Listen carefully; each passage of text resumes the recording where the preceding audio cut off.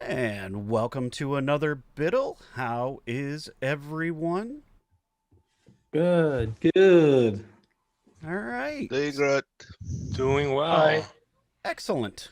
If somebody happens to notice the YouTube link and they could drop it into Telegram, that'd be fantastic. Or actually right here in the chat too. That would also be helpful. YouTube. So I'm going to have to fix the chat. Anyway, y'all doing well? What's new? I can do that. Okay, thanks, Dan. I can drop it into the Telegram. All right. Well, hey, there it is right there. Vince found it. Thank you, Vince. And Eris. So, what's new this week? Well, there's plenty of new stuff this week, Dan. There's a lot of Ubuntu's have just come out. They sure There's a have. whole line of them. That's Ubuntu so bombed. Yeah. Also, since we're I think this is the American show. What do you guys think of the new H code name, by the way? Hirsute? Yeah, Yes. What do you think of it? 2104 will be Hirsute. For those Well, that that's just the first one. What is that? It's an What does that mean? It's a synonym for the word hairy. correct. We don't know the animal yet. I wish I knew the animal, but we do not. Last release, Rick Mills showed me a graph of how many days after release we get to see the next release codename. It was a funny graph. It had like the amount of days, so it could have like it like had dots marking it and then a graph. So like 2 days, 4 days, -2 days, as in it was announced before the release. It was funny. Yeah. All right. There, I got the chat fixed. That's always a good thing. So yeah, Hirsute. Colin, I take it you've checked out a few of the 2010 release. I haven't created any videos, but I've just been, I've looked, no, actually, what have I looked at? Ubuntu and Chillin, actually, I've looked at those two. Chillin's actually quite a unique desktop, looking a little bit like Deepin, but has its own spin, pretty much. So, yeah, they're quite nice. That's quite a nice desktop. Couldn't connect to my home network, though. That was the only thing. Don't know what the deal is there. It's using Peony Qt. Is that part of PC Man FM, or is that their own take on? Peony is their own file manager. That's their own file manager. Okay, it's interesting. It is interesting, and they've made a lot of improvements. They basically kind of built the whole thing all over. I mean, it's kind of impressive.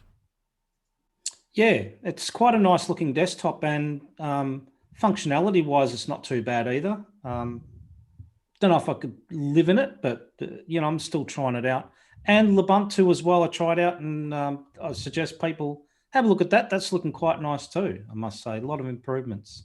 Yeah, we've made some changes. Got the new version of LXQt. So it is looking pretty good. There's some nice new features there. XFQ1. Yeah. Cool. And since Bill has joined, Bill, how are you? Gonna talk about the green. I'm muted. You're not muted Fine. now. Outstanding. I am a technical wizard at this stuff.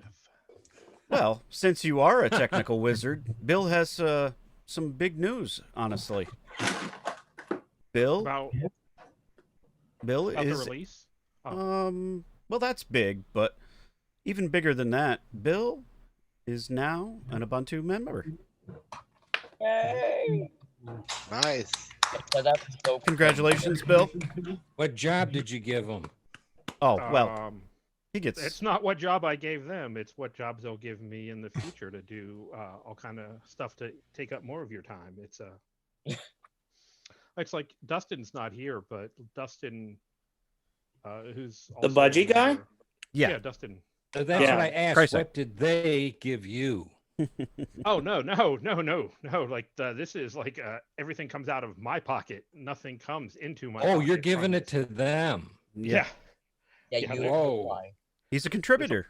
So Yeah, it's all the Oh, you're a contributor. yeah, so that's what he it's gets. awesome. It's cool. But like people like Dustin and Dan, the amount of time that they give Walter, WXL, there's a lot of people that give a lot of time, and it's something that if you're interested in, you have Fedora has the same thing. If you're interested and you contribute, keep doing that stuff, and that's all. I'm not a good salesperson for Well, that. maybe I'll have a slightly better shot at it. Since you did bring up Fedora, and I am here, like Yeah. whether it's Fedora, Ubuntu, or OpenSUSE or any of these other distributions, provided that they have a path for doing this. Not every distribution does. The ones that don't obviously are bad ones. But if they have a path for contributing, just making fixes and stuff, send a patch, you get it accepted, send a couple more, keep going with that. Or like in the Fedora case, you can send pull requests. What's I new believe this week? some aspects of the Ubuntu archive are open to pull requests as well. Going with that Launchpad. Or like in the Fedora case, you can send pull requests to our new tagger this week? system. When you do that sort of thing and you contribute to it, you are now officially part of that community. And that is the easiest, lowest barrier to entry that I can think of in terms of like a developer type experience. And when you're part of a top level upstream distro like Fedora or OpenSUSE, you have another path in the form of, well, I've got this piece of software that I use and it's not available in the distribution archives. And I'd like to make it available in there so that myself and others can enjoy it. You can, follow their guidelines. They usually have a decent policy doc about how to make that and then how to submit it. Go through that process and submit it. And then you become a package maintainer and you help bring that piece of software to more people and help them, gain exposure, gain use, all that sorts of things. And from there, you can even expand into things like, well, this application makes some sense to be part of maybe some variant or flavor or edition or spin or whatever term your distro of choice uses to, to complement maybe the focus or the goals or whatever. Like, for example, maybe there's a slightly richer text editor application that's useful for the types of people that would be typically using this variant of this spin with this desktop environment. Swap out this for that, and you package it up. You help them make that decision. They liked it. They made the change, and that you and them made the change. Now you're part of that. You're part of setting that experience up for other people. And I said all this, and it seems like those are very big things, but it started with very little things, and it's so easy to become a part of that. And every time you do it and you make a little success here and there, like making these changes, introducing these new software to other people, you are, in a very small way, but a very important way, making the Linux user experience better. And who doesn't love that? And it's so easy. And it's very rewarding most of the time. It is. I think it is. And yeah, you can. I mean, I've been doing this for 12 years, I think, as a contributor to Fedora, in the form of like taking batches and stuff like that. And for the last 5 years, I've made increasingly major changes to the distribution. I mean, my name is on Fedora change documents that like other distributions look at and copy. And then that's where you start really seeing the outsized impact. Things that I've done in Fedora have been done in other distributions because what I did in Fedora made sense everywhere else. Like you can start small. It can even seem something like, oh, this is kind of specific to me and this only makes sense to me. You share it with others. They're like, this makes sense too. And it just kind of grows and grows and grows. And in the end, that small change has an outsized impact on making everything better. Absolutely. Yeah. It's great to be a part of something. And you can start small. And I know Bill does a lot of QA testing stuff. That's a great way to get started. You can start in documentation. You can, it's just the sky's the limit, and there really is something for everybody.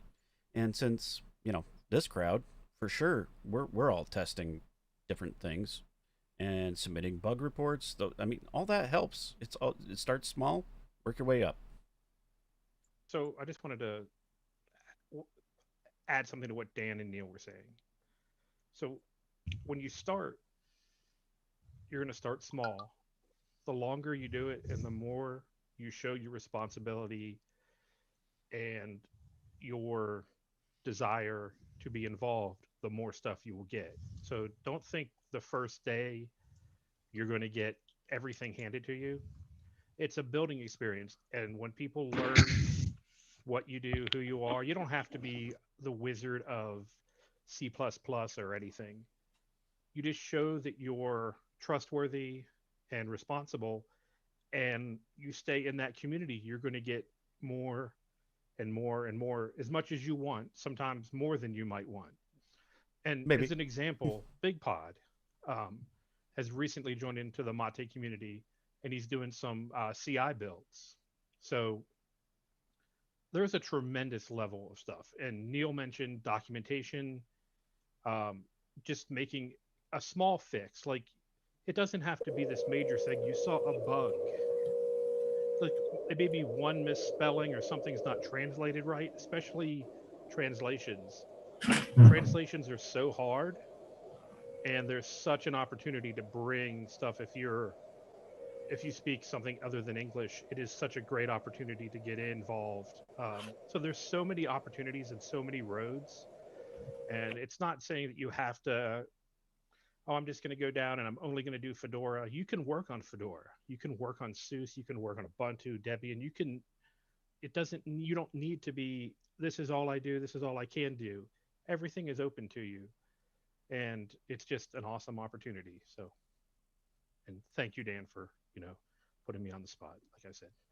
Yeah, well, I mean, I know you love the limelight, so. Yeah, yeah. No, your contributions are really appreciated, and I think recognition is deserved. About what I have to say about contribution, it's obviously great, but I feel like that it's something that I do plan to discuss eventually with the Ubuntu community and try to actually find a solution. I feel like that Ubuntu is starting to become a bit more canonical only related, as in they're trying to make it more like a company thing, sort of like Manjaro. Like all the sponsors and uploaders are essentially canonical employees. And it's kind of getting a bit scary because the whole idea of Ubuntu was to stop having Microsoft have a majority market share for free software. And now that we've done that, now it's all about, okay, well, let's use Canonical's tools, which is fine. But now they're starting to do things like they got rid of Unity, and now what's have they done? They've switched to 64-bit only, which I know it wasn't a terrible idea. It was a way of saving time and efficiency, but in my opinion, it kind of scares me. Another thing that I also noticed is that when you're trying to be a developer, or if you want to become a developer, I've seen that it's a lot more harder now than it's probably ever used to. I would say that in Fedora, the way how Neil described it, it's probably definite. I can believe it. But most of the time, you'll end up finding yourself in more open meetings with Fedora or any other Linux distro that is not Ubuntu. Hate to say that, but that's kind of the truth. I've been working for a while with my Ubuntu stuff. I've contributed a lot, and because of like you have to do it depending on others and stuff, and it's the way how things work with the development world, I am still technically waiting for endorsements and other stuff to go with my contribution, with my contributing developer application on the Ubuntu wiki. So it's kind of just standing still right now, but it's very challenging. So, Joshua, I want to say a couple of things about this because as many people know, I'm in Fedora, so in theory I have no dog in this game when it comes to the Ubuntu side. But I want to say that when I used to actually be part of the Ubuntu community pretty heavily a long time ago. So like I'm somewhat familiar with the dynamics in there. It is true that Canonical does control Ubuntu to a large degree. And I think that's been that way since I started, using and being involved in Ubuntu way back in 2005.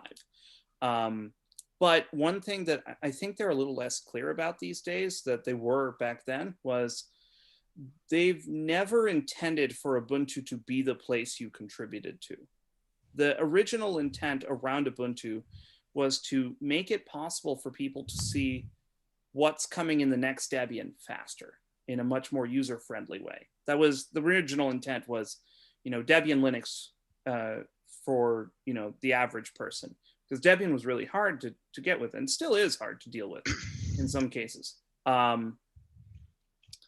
And when in those earlier days, when they said, I'd like to contribute to Ubuntu, their wiki page said, if you'd like to contribute code or stuff like that, the best place to do it is to go to Debian, the upstream.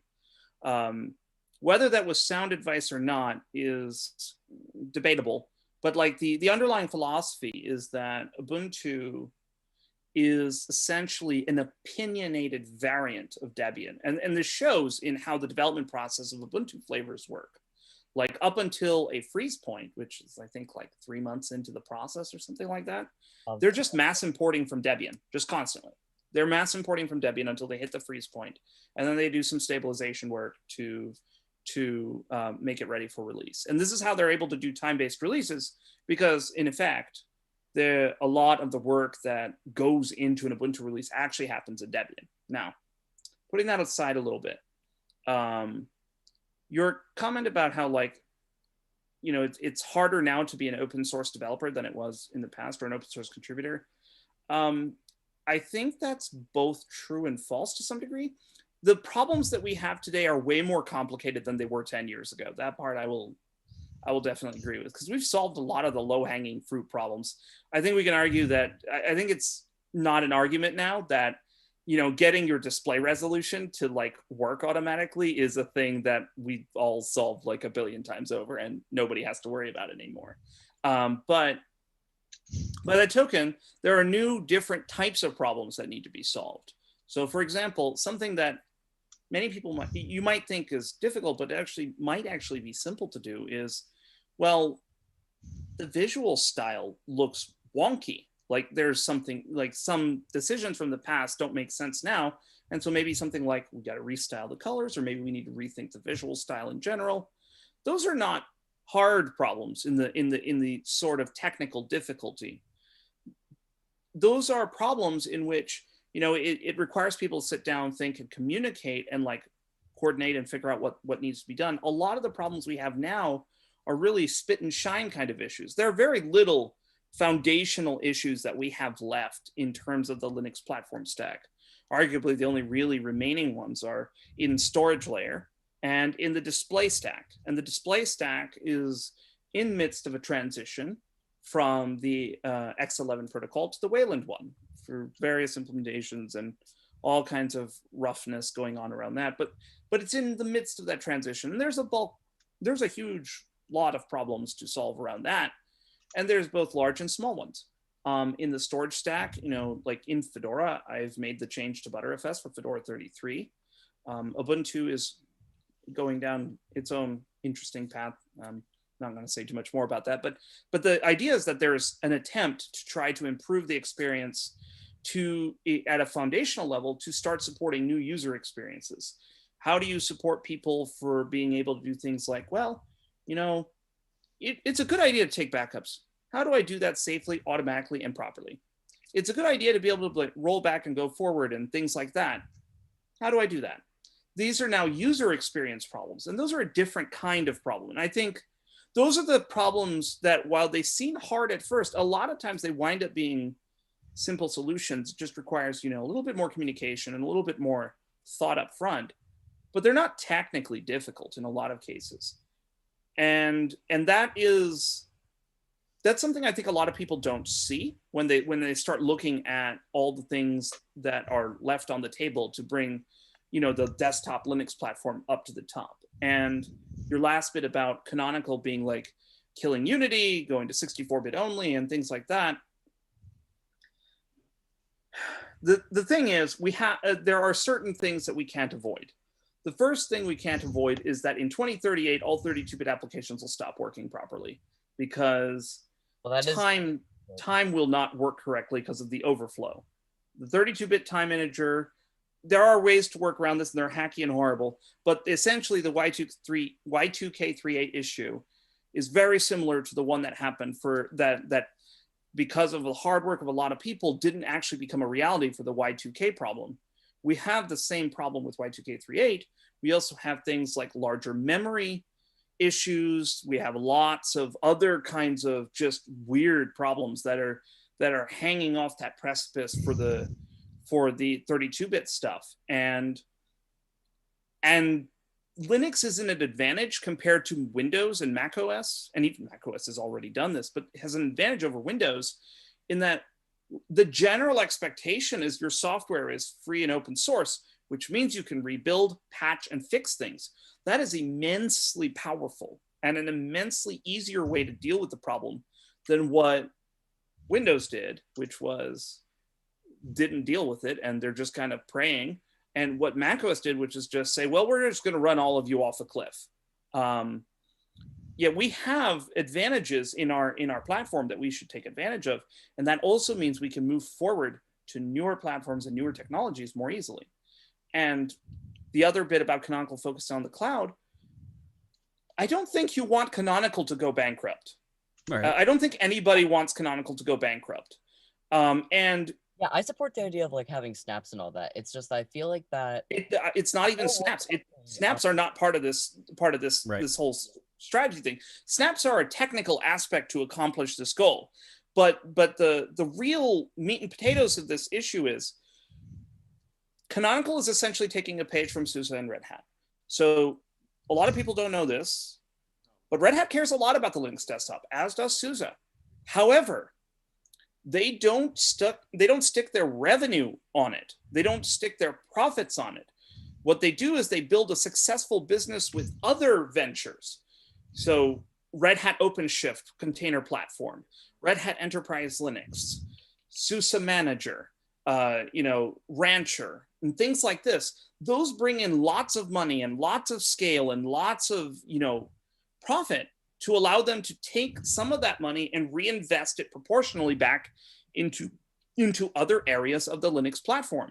This is how Red Hat has managed to fund and support GNOME, and for a period of time, even KDE, and a lot of the graphical stack, a lot of kernel development, desktop development, 3D, everything. Like, these things don't actually matter in the case of like, well, you're running everything in your OpenStack platform with your OpenShift container platform running your microservice as a service thingy, like that doesn't matter for all the stuff that they do for desktop Linux doesn't matter for that, but they do it anyway because they care about that platform. They want to support that, but they got burned so hard in the 90s and the early 2000s on trying to make money on it.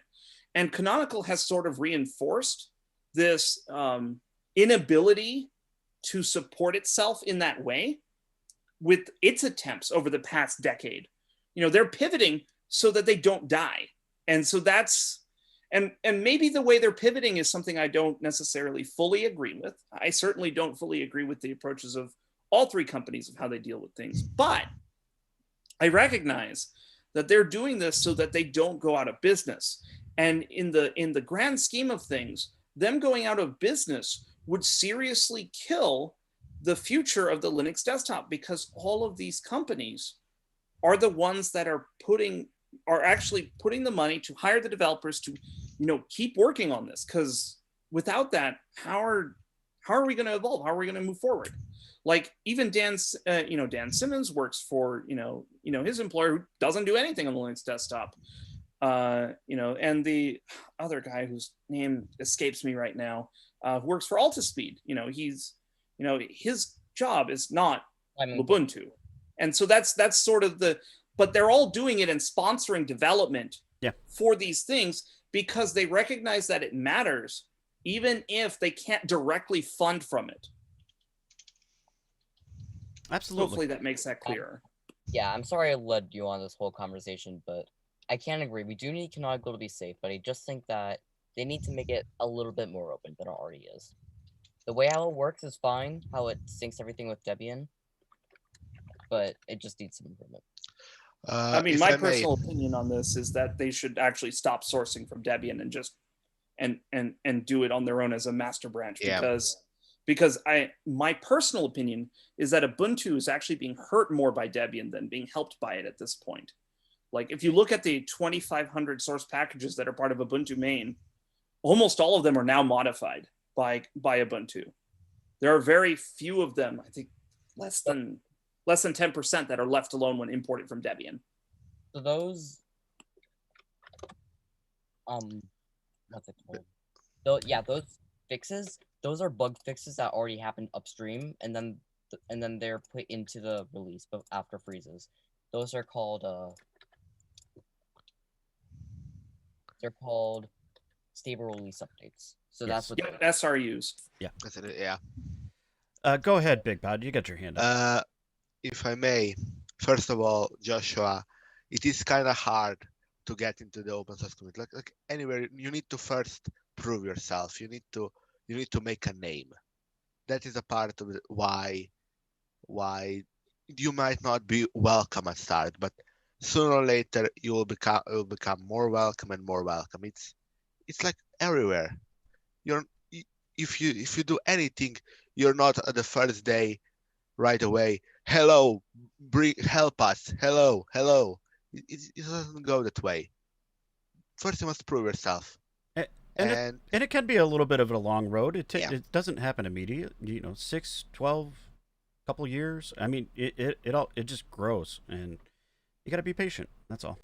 Yeah. Also, about Canonical and Cloud. Yeah, they're not.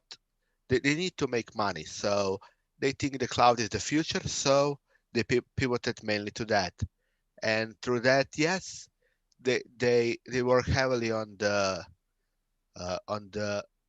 VSL distribution because well they think that is also what is important for them for cloud. So then they build the fan base. We could say build the people who will then work with their systems, their operating system. That's what's important to Canonical. And yeah, they need that because that's what at the end of the day brings the money. Yep. Is it good? Is it bad? Reality is most people don't work for free. They want something back. And those people who work jobs, they want to be paid. And to be paid, their employer needs to make money. It always comes to that. I think it goes more basic than that. People need to be able to sustain themselves so that they can even write code in the first place. Yeah. Right? Like if there is a full circle.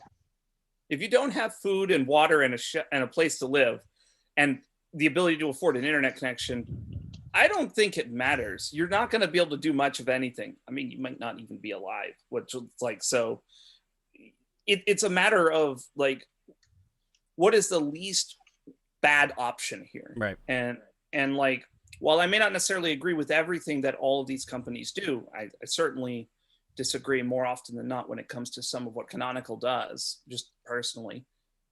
I recognize that they are making these choices because they are trying to find a path to success so they can stay around and help support the broader ecosystem. And that is important. And that's also true for Red Hat. That's also true for SUSE. Like, if you want to support Linux desktop more and you want to have them prioritize Linux desktop more, find a way to buy their desktop product. That's pretty much all I can say. Like, if you like what Red Hat does for desktop stuff, go buy Red Hat Enterprise Linux Workstation subscriptions. If you like what SUSE does, go buy SUSE Linux Enterprise Desktop or SUSE Linux Enterprise Workstation. If you like what Ubuntu does, go buy Ubuntu Advantage. Like, these are literally options you could choose to do. And if you want to do that to make the point that desktop Linux can be a venture worth, dedicating for, that's the way to do it. vote with your wallet.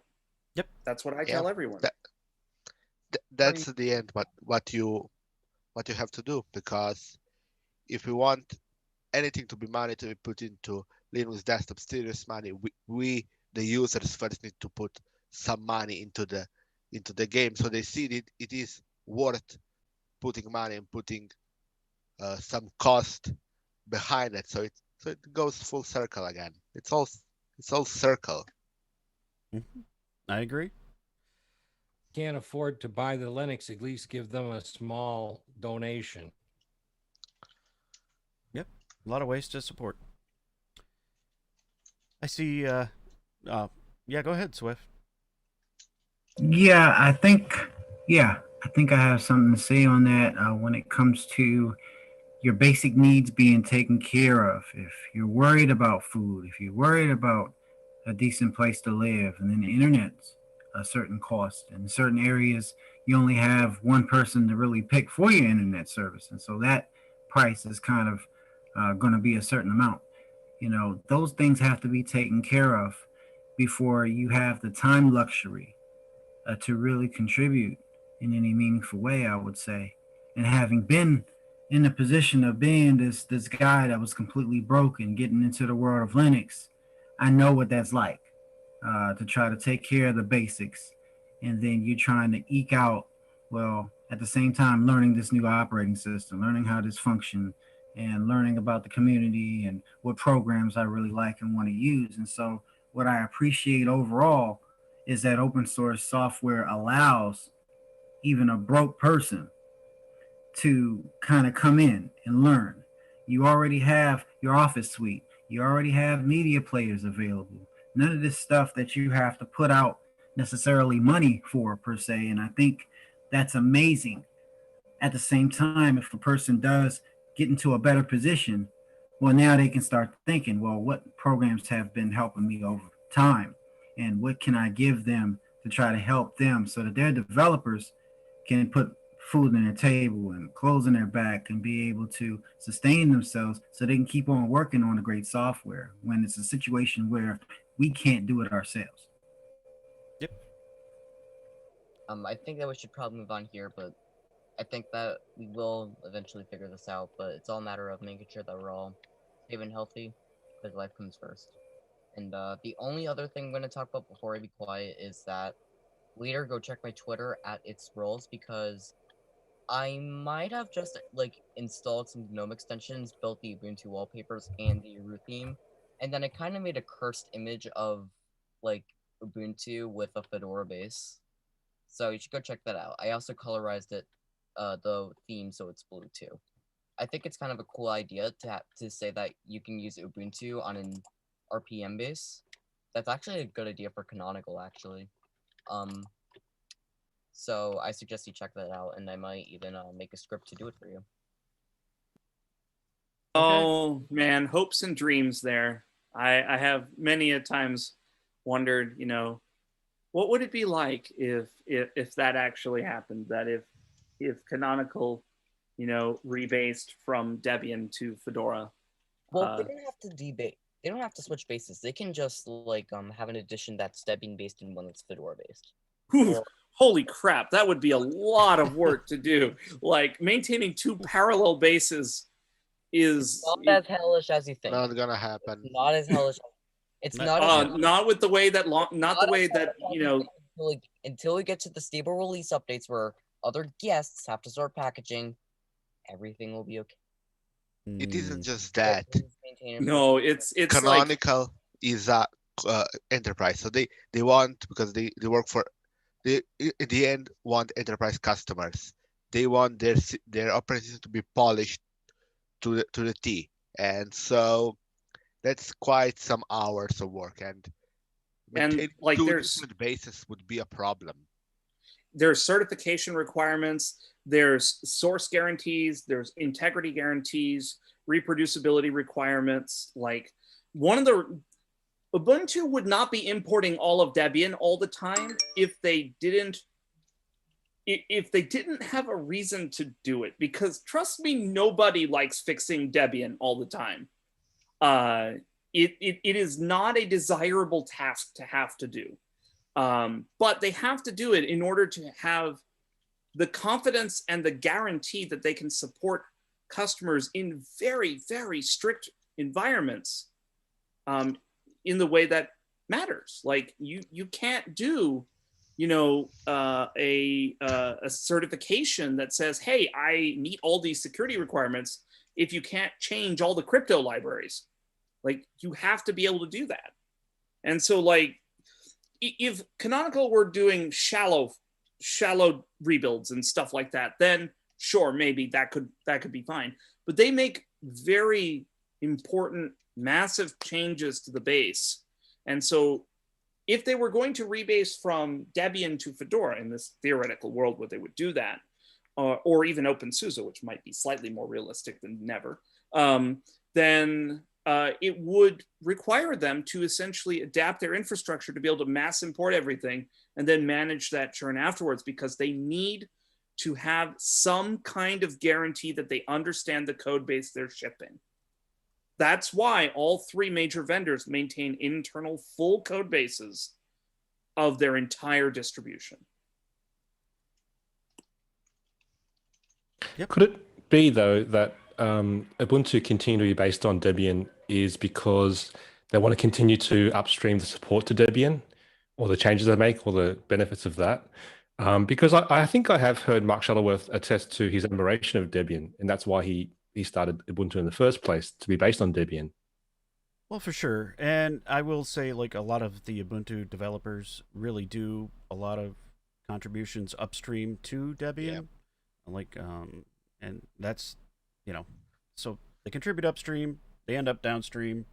So they're really contributing to Ubuntu a little indirectly, if you will. I mean, I'm not saying that they're going to change or any of that sort of thing, or that they're even unhappy with their current choice. Like, I'm saying that if we're theoretically talking about them having a different base, they'd have to literally pull everything in and manage that correctly. I know for a fact that one of the reasons that Mark Shuttleworth chose Debian was that he started as a Debian maintainer and developer. He was a maintainer of the Apache web server stack long ago, and like, he has many connections and friends in the Debian community, and that's what led him down the path of creating Ubuntu being based on Debian. Right. And I've contributed to Ubuntu. My name does in fact show up in a few packages, and that has gone through indirectly through Debian and sometimes directly into Ubuntu. So it has happened before. But yeah, so like, the what ifs are interesting. In practice, I don't know if they'd ever do it. I think the way that the current employee base of Canonical would just not be for it. And frankly, they've built a system completely around Debian processes and infrastructure. So, and a lot of that would basically be thrown away because it would be obsolete with a different distribution base being the part that it starts from. So, it is what it is. Even Snap is heavily dependent on apt, so Debian-based systems. That's true. So it is only by accident. It was always intended to fix that, but nobody has actually gotten to the point of getting around to fixing it. A lot of the assumptions in Snapcraft, for example, were not intentional. Yeah. There is no reason Snapcraft can't build things based on Fedora. There are actually you can. I know of a couple of snaps that are actually Fedora based in the Snap store. It does happen. I know of snaps that are based on NixOS. Yeah, I don't no, know if it's they're anymore in Snap store, but I know they exist. Yep. You can actually base a snap on anything. It is just that the Snapcraft build system is based on Debian. So for right now, that's the golden standard. But that could all change. Yep, and I hope it does one day. Sure. There probably are better things than Debian, but if they work until they're a problem, and if they are manageable, or if they're manageable problems, it is their choice, really. No, I just want to be able to build Fedora-based everything. That's all.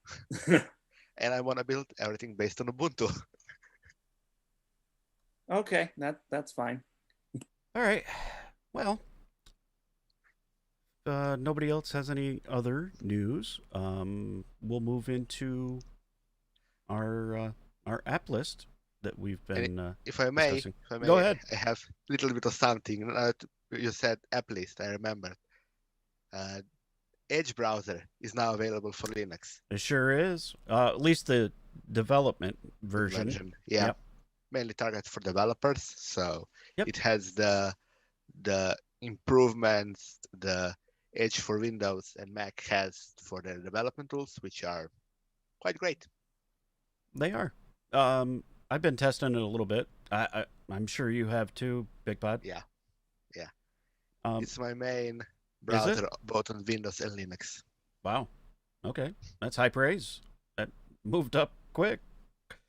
There's a couple of things I think they're planning still. So, I mean, we'll just keep our eye on it, right? Yeah. And since it's Chromium based, you get all the Chrome, Yeah. base, and pretty nice. All right. Anybody have anything else? On that subject, has anybody else tried Edge on Linux? Yeah.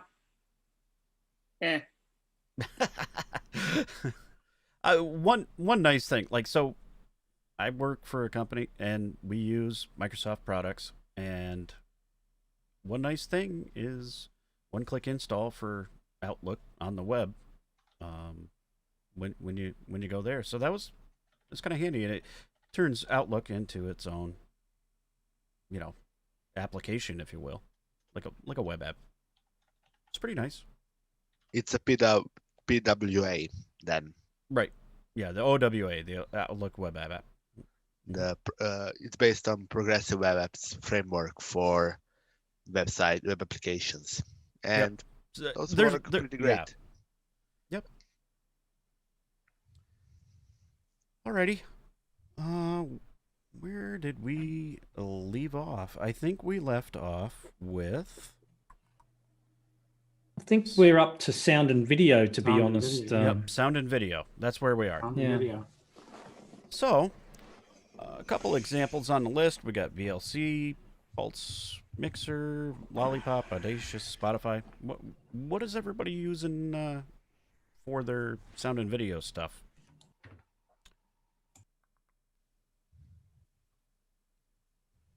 Go ahead, Jinder. I use quite a... Yeah. What? You want me to go? Who's Who's going first? Go ahead, Dan's Dan. going first. Dan, go for it. Go for it. Okay. Sound and video. I have Audacity installed because I do a lot of work of copying music off vinyl records. I figured I paid for them. They're mine. If I want an MP3, I should be entitled to one. Matter of fact, if you buy a new vinyl record nowadays, chances are you'll get a little card with a web address where you can go download the MP3s for the vinyl record free of charge. And not many people, from what I understand today, burn CDs and DVDs. Well, I do, so I got Bizarro installed. Celluloid, I use that to mainly watch videos with. I understand it's the same thing as MPV. It looks like it works the same. I have Cheese installed, believe it or not. You know what I use it for? To center my camera before I come on. That's the only thing I use it for. Clementine, I absolutely love Clementine. There's a clone to Clementine out there called Strawberry, but it's kind of, it's a more lightweight. It's missing stuff. To work on my MP3s, I use Kid QT to actually put all my metadata and stuff like that in the MP3s. Occasionally I use Puddle Tag if I'm going to do a bulk job. I almost always, with every distro I install, I wind up installing the Pulse audio volume control. It just seems to be the easiest thing. It's PAV audio for short. It's just an easier tool to use to set up and configure your hardware. I have Sound Converter installed because sometimes I play with them trucking games. They won't take MP3s, they'll only take the OGG files for the radio in the truck. So I use that to convert the MP3s to the OGGs to put it in the truck's music folder, so the radio in the trucking game will work. I have VLC installed. I don't use it that much. I was under the impression that it would play DVDs. Well, it does if they don't have any that DMR junk on it, like Microvision and stuff like that. Hey, Dan, can I interrupt you for a minute? Sure. So can you go back and talk to us a little bit about how and what you're using to rip the vinyl into MP3s? Oh, I use the other laptop I got. It's got separate jacks on the side. It's an older Dell laptop. It has a line input, and it has a headphone out, and it's got regular out. And my stereo equipment has a line out as well. So I take the line out from the stereo receiver and put it into the laptop, and Audacity will automatically, we hit the record button and it will just make one big side A thing, and you side A all the songs. Mm-hmm. And then you take Audacity and then you chop your songs up and declick them and all that other stuff. So what do you think quality wise? Do you get some of that click and pop into that you get from a regular LP versus like a CD or digital audio? Now the click and pop depends on the quality of the vinyl. Okay. If you get a brand new one and it's mastered well, you won't have to do anything to it. If you have an older one from 1967 or something like that, even if it's in good condition, it might have one scratch down the center of it, and you might have to work on that scratch a little with the tools in Audacity. So do you enjoy listen? So you mentioned if you order something, you get a new LP, you can get the digital download. Do you enjoy listening to the rips that you've made of the LPs more than the full digital versions?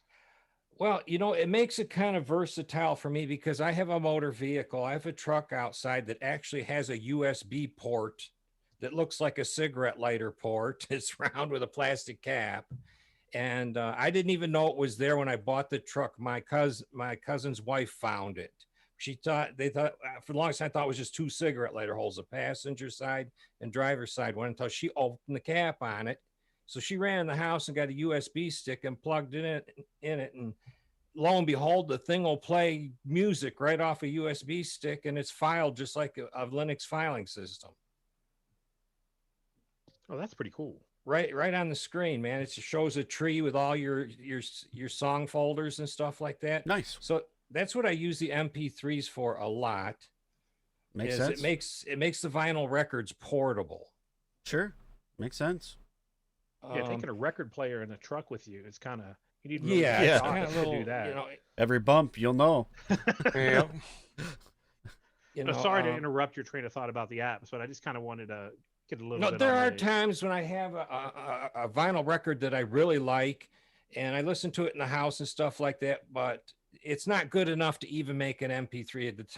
The $1.25 you get off the internet to buy a MP3 is just a better value than sitting here for an hour and a half trying to declick a bad soundtrack. Sure. Now, to this whole scheme, there's another piece of software that goes through it, and it's called MP3 Gain.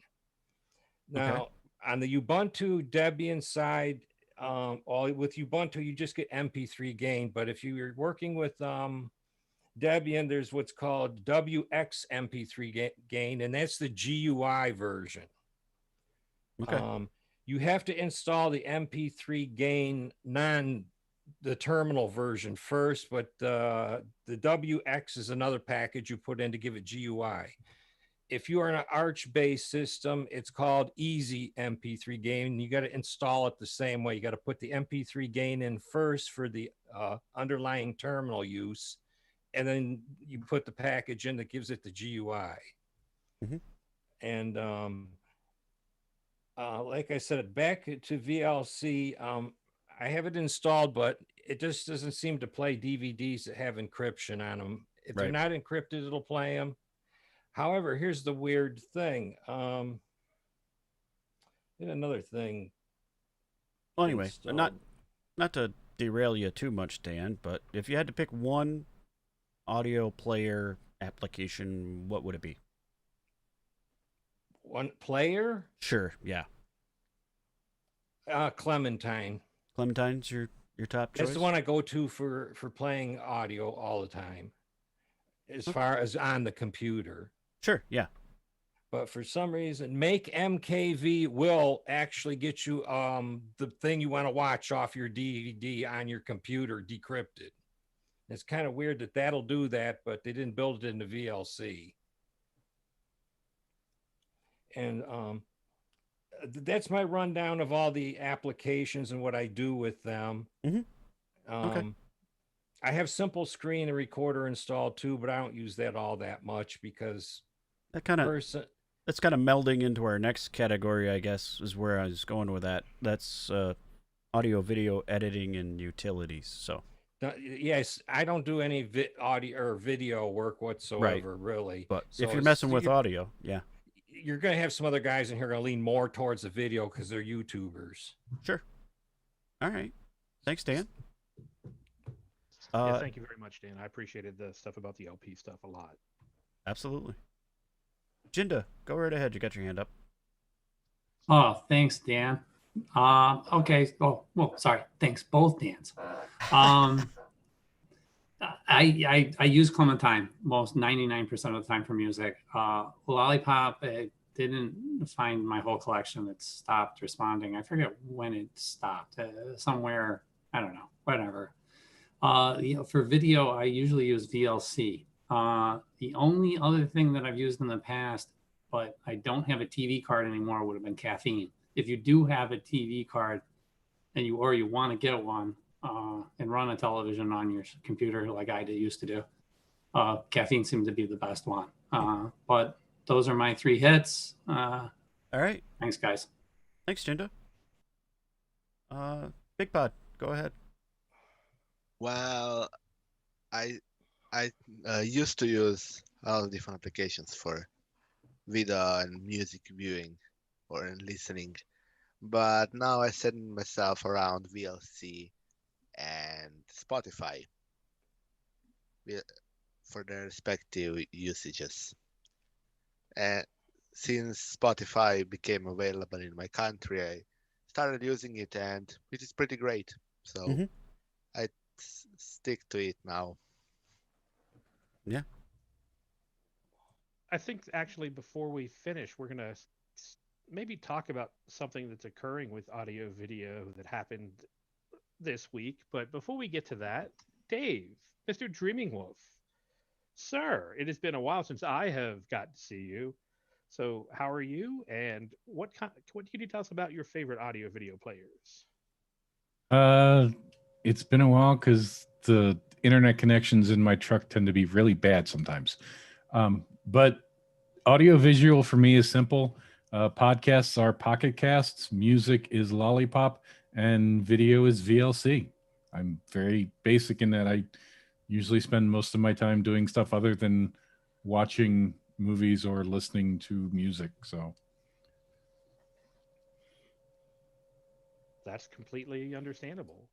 Yeah. And then I guess from the other side of the world, we have somebody named Vince who would like to chat with us. Thanks, Bill. I've recently switched from having used VLC for many years, maybe even decades, to using celluloid. It's a GUI front end to MPV. It's very light, very efficient, and it works well. VLC for me in recent months has been a bit up and down with stability, which is why I've switched, and I'm now using celluloid for most of my video and music, although I also still use Rhythmbox. That's one I think no one's really mentioned. And I like that Rhythmbox has its online functionality too for podcasts and radio and stuff. So I like that too. Cool. Celluloid, nice. And from that part of the world, we go to Colin.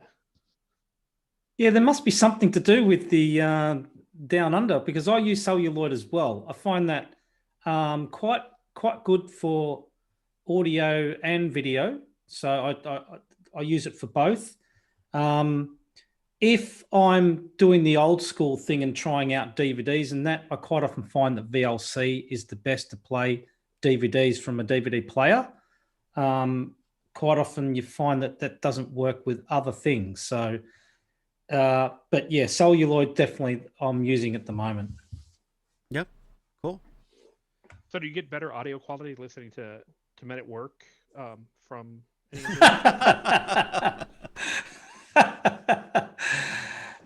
No, it's all the same. Nice. Well played, Bill. Anybody else? Go ahead, Swift.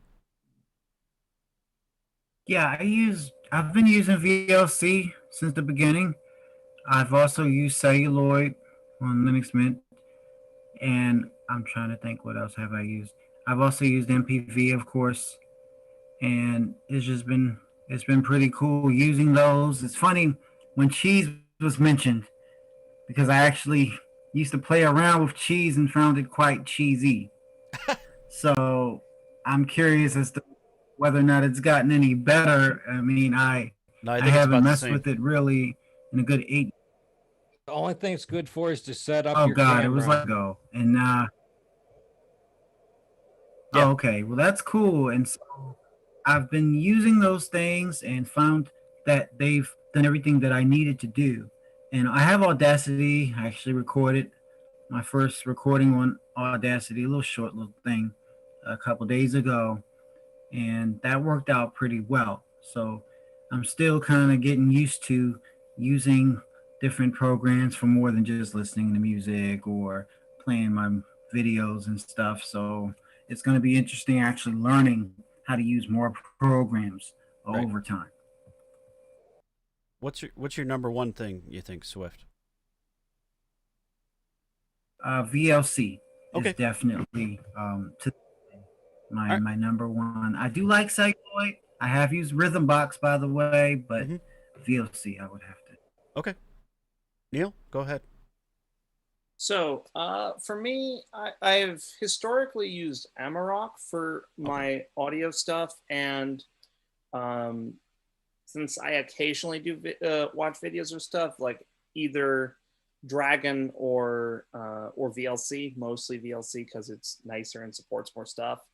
I just straight up avoid everything related to MPlayer and all of its evil stepchildren. And that includes MPV and every single fork of it, because I had a really bad experience with their community way back when. And when MPlayer became MPlayer G2 and then later became MPV and all that stuff, the toxicity remained in every fork. And so I just stay away from that entire media player family. So for me, primarily it's VLC for video and just the occasional whatever, especially streams and stuff. VLC can just pull that straight out of the thin air, which is awesome. And then I've moved from Amarok to Elisa now for my audio things, because I like the jukebox style way of managing music and stuff. And so like when I'm on a Mac, I have iTunes, and when I'm on Windows, I use Fubar 2000. But on Linux now, I use Elisa for that purpose. Okay, cool. All right, anybody else? So I kind of alluded to this. Since we're talking audio video, let's open a big can of worms. Go ahead, Bill. So at the end of this week, a program that maybe one or two of you have heard of before, called YouTube DL, was removed from their GitHub hosting because of the RIAA made a complaint. So what does anybody think of this particular activity? Really? And let's keep the flames down a little bit. Just, put our asbestos suits on, breathe through our asbestos mask, because that's healthier. Oh my God. Okay. Bill, you're killing me. I was just So waiting first things first. to happen. Go ahead. To download What's the YouTube name of videos it's against the terms of service. That's the Correct. first thing. So you're on sort of shady ground to begin with. The issue is that with the RIAA, it's a small proportion of all the videos that are on YouTube, music videos, and unfortunately, it was GitHub takedown, wasn't it? It was all the repos on GitHub were taken down. Yeah, DMCA takedown. So they've succumbed to a small proportion of users or uploaders on YouTube to affect a whole lot of other users. That being said, yes, it is still against the terms of services of YouTube. On the flip side of it, it's unenforceable. And at least the way that they're trying to take down YouTube DL, which is through the Digital Millennium Copyrights Act of all things, the problem with what they're essentially alleging is that they're trying to say YouTube DL itself is illegal to exist, which is a very, very hard thing to say is valid. It's different than the using of it. Yeah. Right. Wow. And they're like the DMCA specifically, in terms of things that are illegal to exist, are mostly anti-circumvention tools, of which YouTube DL has none of. If you purchase a subscribed or premium video on YouTube, it can't download it. It doesn't know how to. And so from that perspective, like, I don't know all the nuts and bolts about what's going to happen here because, again, I'm not the publisher. I'm not the harbor that has to go through and adjudicate, deal with this. Like, but I actually expect it to return because there's not much of a ground for them to stand on. Yeah, it kind of goes against YouTube TOS. Most people never see the terms of service in their entire lives, which makes it difficult to enforce or even consider realistic as a set of terms. 2, it's actually more than YouTube. It actually handles, like, I think somewhere close to 50 or so services. Yep. And 3, it is used by very prominent internet archivists for the purpose of preserving internet history. So, you take a very valuable tool away by doing that. The RIA is basically tone deaf. We've known this for like almost 2 decades at this point. They don't actually know how to do anything meaningfully correct. So I think it'll come back within maybe a couple of weeks, at most a month. Right. Good point. Go ahead, Big Well, sorry. Oh, yeah, sorry. Well, one thing we should understand that what they'll probably say is that YouTube DL is a tool with which you can circumvent how to say it? copyright system, so that you don't need to buy music, don't need to buy basically everything that these publishers put on YouTube. For example, I don't know what this group that actually requested, I don't know what they actually do or with what they work with. My guess probably music. Those are the most reaching guys in this space. Yeah. Yeah, probably. So those like to pretend that everything they touch automatically should be protected under copyright because music artists are on it. And even though they upload for free on YouTube, they upload basically everyone can watch it all the time. Nothing can happen. Nobody can stop you.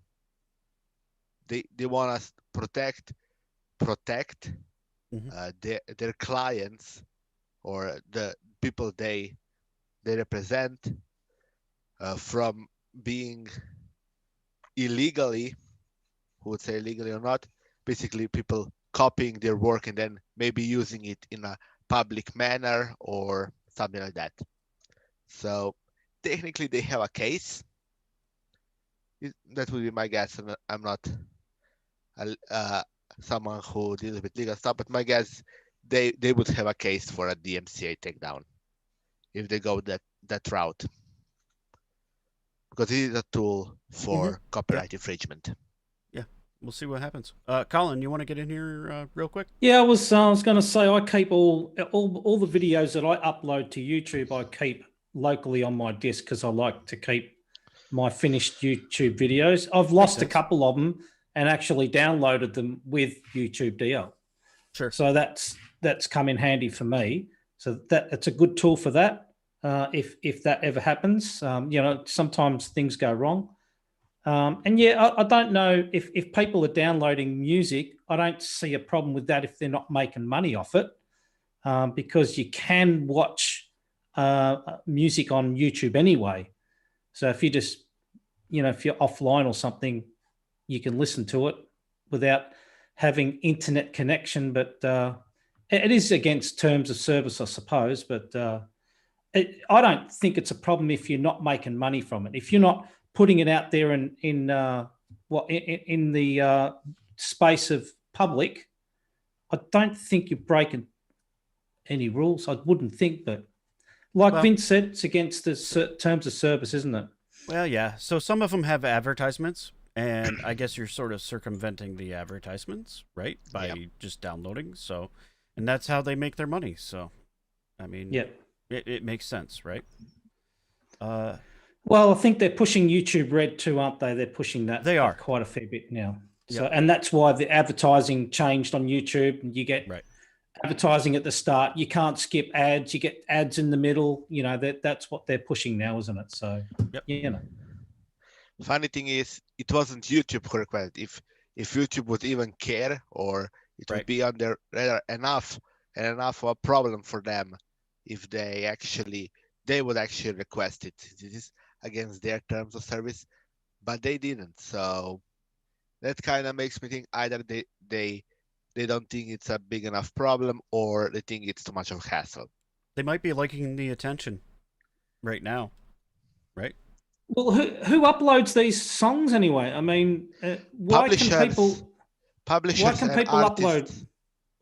They're publishers. It's not always the artist, though, is it? Not always the artist. Publishers or artists.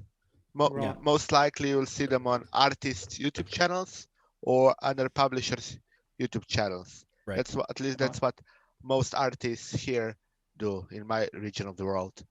Every song, almost before it is released, is on YouTube on their channel. Yep. Dan Kelly, go ahead. This YouTube downloading problem's been around for quite a while. It was around before I even came to Linux. And you'd hunt around on the internet and find something that worked for Windows and cross both fingers that didn't have spyware or something like that in it to destroy your Windows. And like for YouTube DL, it was the last one I found that actually worked, because they would work for a while and then they would just quit. And then eventually you could not get, your YouTube video you wanted to come down to you. You had to look for a substitute or an update or, all that other junk.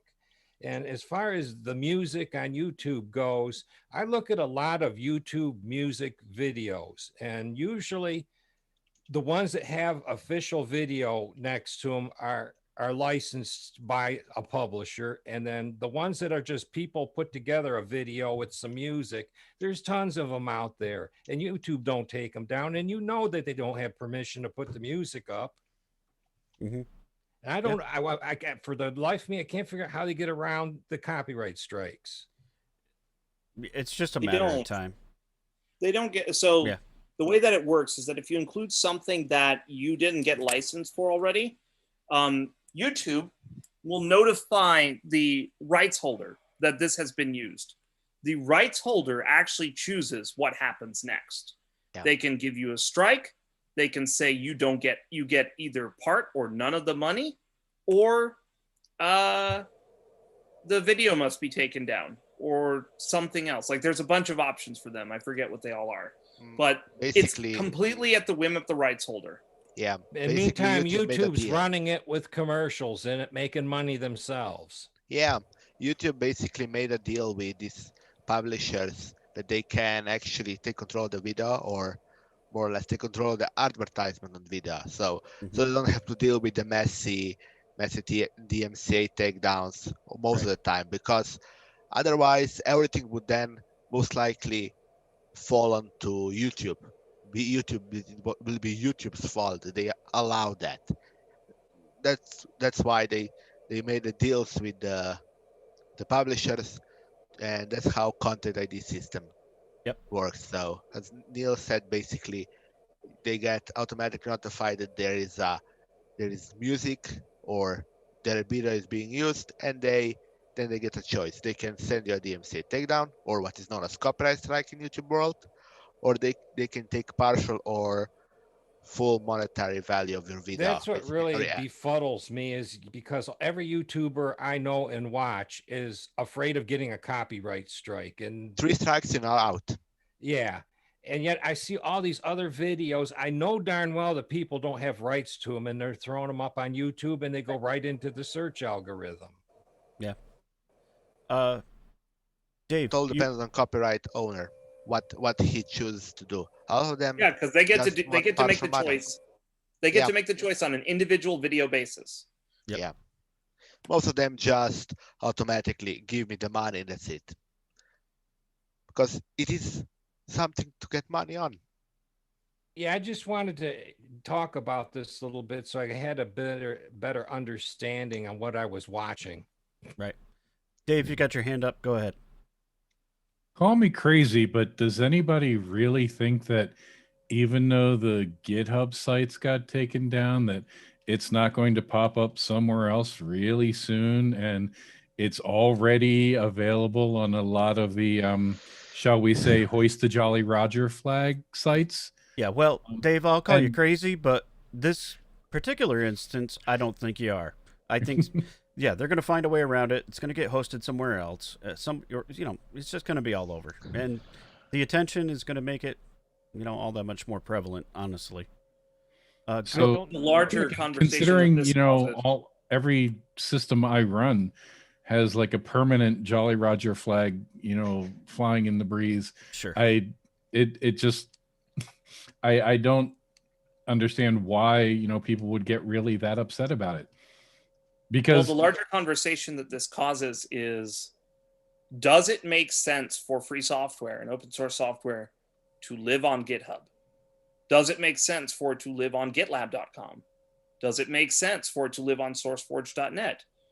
Does it make sense for free software and open source projects to continue to work with them to what might actually be considered arguably mistaken belief that Right. they should operate on a centralized platform for code hosting? Do they need to go back to the way we did it before, where projects collectively had their own infrastructure for those basic resources? Because the decentralization makes it easier to keep these things from disappearing. Right. should or could is really, We I gotta, don't think is a big part of the issue. It's a matter of they're only there because it's convenient and easy to find. Well, I mean, to be honest, most of the stuff that I want to find, I can find on legal and otherwise peer-to-peer sites. Right. Well, you gotta remember, And Mike, how many software sites now have the option, download straight binary or download the torrent, to save bandwidth off of their servers? Not many. Not many. Almost none. let me remind you, Microsoft bought GitHub, so they may be taking inventory. No, Well, it's not. no. This isn't really a Google or Microsoft. It's not like issue. that. It's more of like, as you put them, if you put your eggs in the basket, you're collectively adding risk to the entire ecosystem. If you that is only the- choose one basket, I agree. right. But which is more or less what's happening. Yeah. 33 million projects. There's a couple of baskets. 33 but- million projects live only on GitHub.com. Right. That's the biggest one. How Right. much of them are actually useful projects is also a Not question. the point. Yeah. You don't know. Yeah. You don't know whether they're Yeah, useful or not. It's very. But it's all there. yeah. It's I very think convenient. the more experienced developers tend to have more than one location because, like they always say, if it's not saved in 3 different places, it's not backed up. There are not that many developers with that ethos anymore. That is just not a thing that people think about anymore. In this era of the cloud and like the expectation that the cloud is quote unquote reliable, people don't do that. Yeah. Sorry. They don't do that. I understand, and that's why I'm laughing. It's these young whippersnappers, they just don't know what's good for them no more. That's what us graybeards are here for, Dave. Just saying. Swift, go ahead. Yeah, to be very honest, all this talk when you talk about YouTube download and whatnot, it goes along with my shirt. This is utter nonsense. Yeah. I mean, on a serious note, we're just making the situation more complicated than what it needs to be. And also, when it comes to this whole GitHub stuff, for goodness sake, it's owned by Microsoft. Why would you put an open source project on something owned by Microsoft? To me, in my little mind, that doesn't make sense. People need to have their own kind of place to put their stuff. You don't put it in somebody else's stuff. They give somebody else's place. They give it what they wish to do, even under a mistaken identity and whatnot. So you're better off having it safe and secure somewhere, or you put it over a buddy's house or something. I mean, that to me makes sense. So Sure. that's really what I feel is an issue here. It's all about your comfort zone. Yep. All right. Well, that was fun. Thanks, Bill. Hey, I'm here to, it's getting cold. We need a little heat. So Yeah. Fan the flames, buddy. Good job. hey, and speaking of flames, Thomas is here. So Hello there. How are you guys? hey, Thomas. Hi, So, Thomas. Hey, doing well. I know this is going to interrupt the flow of what Dan's doing, but that's why I got a here. flow. I like to create craziness. So a couple weeks ago, I believe it was, Thomas, you were talking about a desktop environment that you were working on. And do we have any updates? And hi, Thomas's mom. They said hi, Mom. So yes, I knew this would come up. I knew this would come up at some point. So for those of you who may not know, I mentioned during the after show, I think last week, that I got a wild hair and started making a new desktop environment. It's called GCDE, which stands for GTK Console Desktop Environment. Wow. And by console, I mean gaming console, not console as in terminal. Mm-hmm. And the concept of it is pretty simple. A desktop environment that you can slap on Linux, take this Linux environment, slap it on hardware, and it will be somewhat console-like. I do have a working prototype. I'm calling it version 002 Alpha 0. It looks super ugly. The big bugs I'm having right now is it's not honoring icon or GTK themes, but we're getting there. I'll share screenshots later. It's come a long ways from an idea. It is, I will say, one of its more headline features is that for those of you that have 4K screens, it will automatically scale itself to fit a 4K screen. And that extends as well to dual or triple 4K screens or what have you. It will scale to just about any resolution automatically without you having to do anything. The only caveat to that is if you have multiple monitors, your monitor geometry must be rectangular. So I know, for instance, Cubicle Nate, I think he has his monitors arranged in like a inverted T. Would not work. It would throw it for a loop. But as long as you have like just a single, dual, or triple monitor setup, and it's not in like a T shape, it's just rectangular, you're good. It'll scale automatically, fill everything up full screen, and drop to the background whenever you do anything. So you can make it like a video wall? Kind of. So the idea of it is you have an entire screen that's just, I call them tiles. Yeah. And the whole screen with all the tiles is your matrix. Yes, I'm making a matrix reference because who doesn't want to bring references of pop culture into programming? The idea of it is you have all these tiles, and it's very easy to use with a game console controller or keyboard and mouse or touchscreen, no matter what you use, whether you're actually trying to game with it or you need some sort of assisted device or something like that. You can very easily tap or use the controller or whatever, and it looks decent. I'm giving it plugin support, and the plugins allow you to have things other than just like app launchers right there on the screen. So right now, the only plugin I've actually made is one that gives you something similar to what ScreenFetch or NeoFetch would on the side of the screen, but it doesn't have the little ASCII logo. It just gives you some system information and just says like welcome username. So it's pretty simple. I need to add a clock. I have plans to add something like Conky into it. And there will be documentation. So if you want to, you can make your own plugins in the future. Right now it's written entirely in Python. It will be converted into C++ in the future in order to make it perform better, but it is super lightweight right now. It starts up at about 18 megabytes of RAM, and it does have a tendency to inflate a little bit as you use it, but it maxes that inflation out at like 33 megabytes, which is still super tiny for a desktop environment. Thomas, apparently you've triggered Michael Tennell in your anti-T. Yeah. Well, I mean, it is in his name, so. And I get that.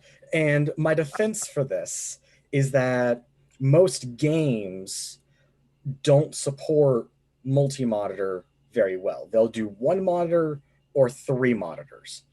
So there's no real point in supporting exotic desktop environment or desktop monitor geometries on a gaming system, especially when this is supposed to be used in the living room with a single monitor or on a gaming battle station where you're probably going to have like, 6 monitors in an array arranged as a rectangle.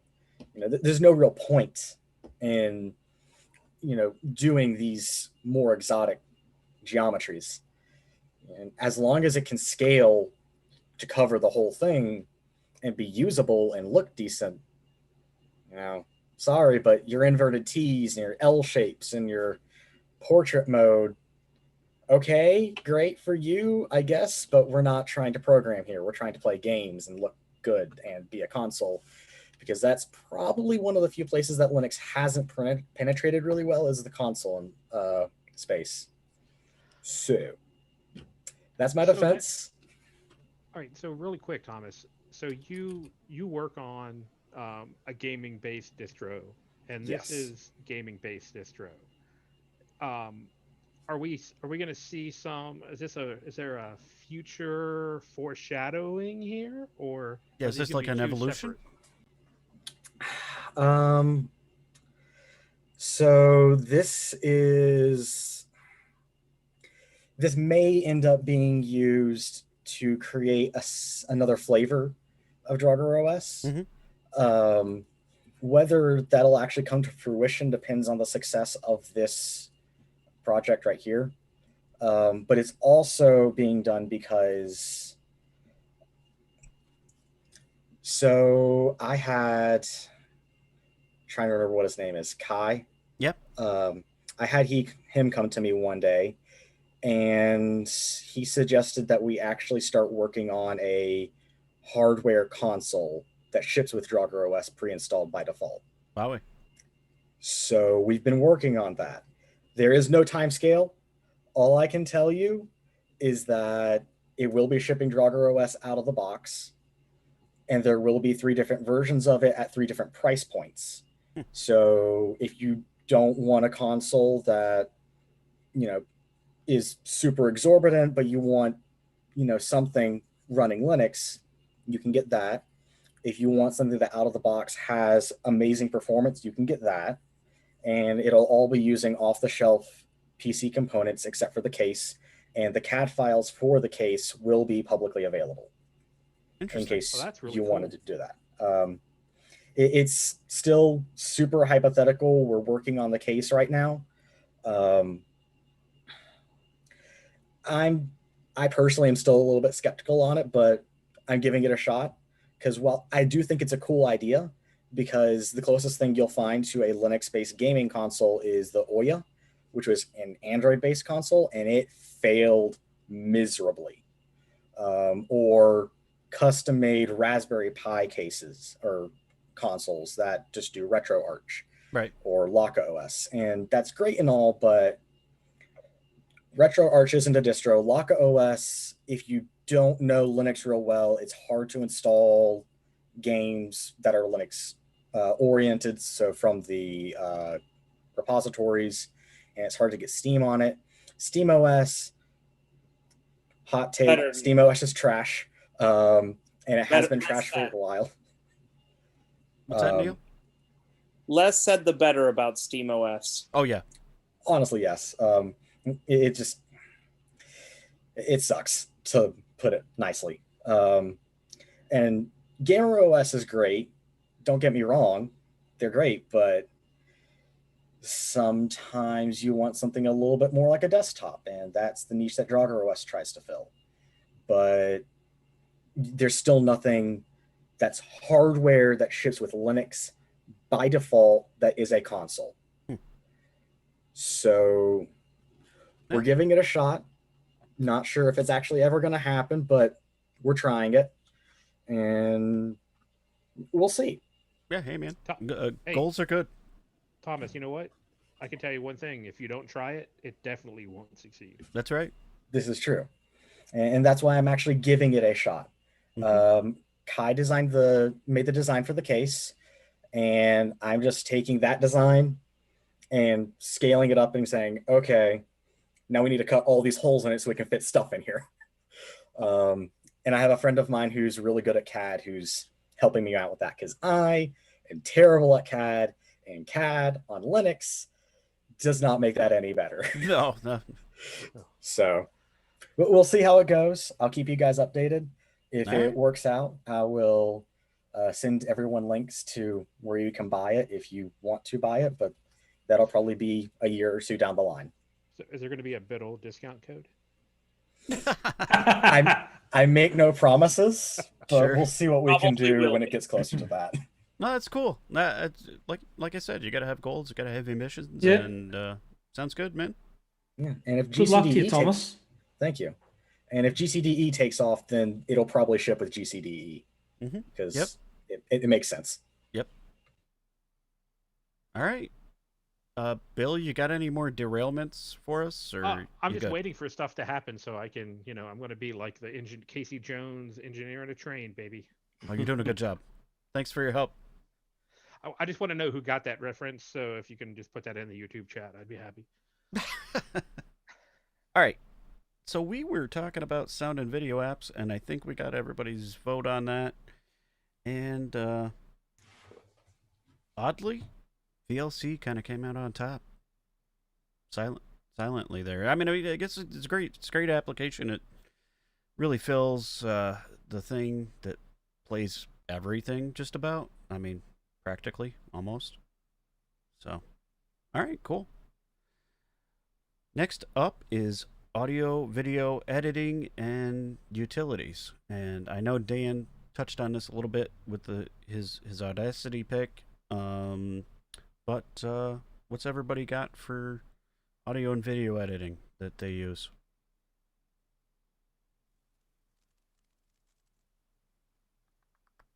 Go ahead, Colin.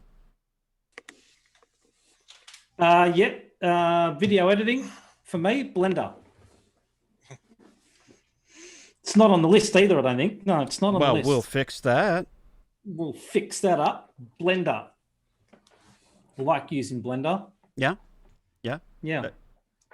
They're really good for well, margaritas. Blender has got a lot to it, and yeah, it's pretty full featured. Yeah, but the video editing is fairly simple. I mean, if you look at the other side of Blender, that's probably way out of my depth, I'd have to say. But but But yeah, Blender's, I find it's probably more, what can you say, manual than other video editors. But I don't know. I didn't like the manual side of things because I like things to be more simple. But I just found I could do a lot more things that I could with the other ones, even though it was a little bit harder. I don't know what it is with that. But Yeah. KDN Live definitely is my second choice. I was using that for a long time. Okay. So I was just having issues. KDN Live went through a bit of a patch. I was sending bug reports and stuff, and there was some issues. I haven't really been back to it. I should probably try it out again and see how it's traveling. Mm-hmm. Maybe somebody can enlighten me on that one today. Sounds good. Big Pod, go ahead.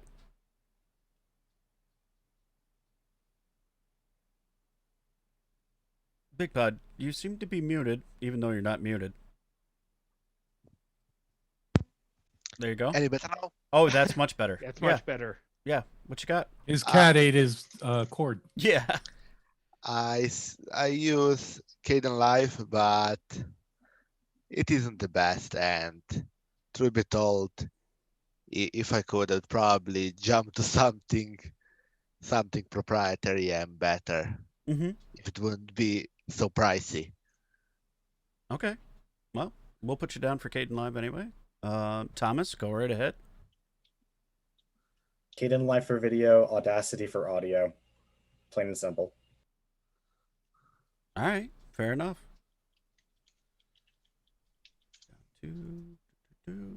Sorry, Dan. Yeah, Audacity for audio for me. Sorry, I forgot about that. Yeah, Got a bit excited about Blender. It's all good. Vince, go right ahead. So Dan, in the 12 months or so that I've been editing video, I've seen Kden Live improve so much. They've had a couple of updates and it's just been so much better than when I first started using it. So Kden Live any day of the week, and Audacity as well for me. Okay. Anybody else? Go ahead, Steve. I pretty much have simple needs. I use Flowblade for what anybody might call major editing, and I've been using OpenShot for some minor stuff, making little pop-ups for the channel and that with OpenShot because it has a couple of just really simple things. I mean, Audacity for any audio. Okay. About the Flowblade. Yeah. Interesting. That's good. A couple different picks. Anybody else? I'm gonna throw one in there for actually I use Ardor, so I'm actually going to put that in there because that is what I use to record Linux user space is Ardor. That's my go-to thing. And I don't I've do heard any... of that one. I didn't know what it was. It's a digital audio workstation, so it does a lot more. But if you know, it's Audacity like, if you will, but it's much more full featured. Probably way more than what I need. Kind of like you and Blender, Colin. It's got way more than what I ever need, but it does what I need very well. Yep. Okay. Is that because you work with 10 gig FLAC files, Dan? Yeah, they're huge. Yeah, no, super high def, super sounding files. Yeah, no, I don't know. It just works for me, and the layout is good, and mixer is nice. I think I like the mixer features in it much better than Audacity. Although Audacity is great if you just want to make a quick audio recording and edit. And I think that's kind of handy too. I have used both, so I do like them. I don't do any video editing, so I got no comment on that. The few times that I've ever done it, I've used OpenShot, but very few. Can I just tell you a quick story on Audacity? Go ahead. I was trying to separately mute all my applications on my phone, and I found that Messenger didn't have some of them have a none, like for sounds, but Messenger didn't have one. So I went into Audacity and just made a zero sound. in Audacity and added it in the file structure, and so I can use none for Messenger, because I couldn't turn the sound off on Messenger every time a notification popped up. It was annoying. It was bugging me big time. Yep. So I used Audacity to make my own none or silent sound sound piece. Cool. Well, it's a great use, I think. Yeah. Yep. All right. Steve, Go ahead, sorry, Bill. Dan. No, I go just ahead. wanted to go back to Steve a little bit. So, we've heard about all of the other video editors before, but this is the first time I've really heard Flowblade. Mm-hmm. Did you choose that after looking at some of the other ones? And was there like a feature set that you found in there that really stood out to you? Well, I found Caden Live not daunting, but probably a little bit more than I really wanted. And it didn't seem that whatever, because at the time when I was mainly running Peppermint, whether it was a flat pack, an app image, or whatever, it never seemed to run right.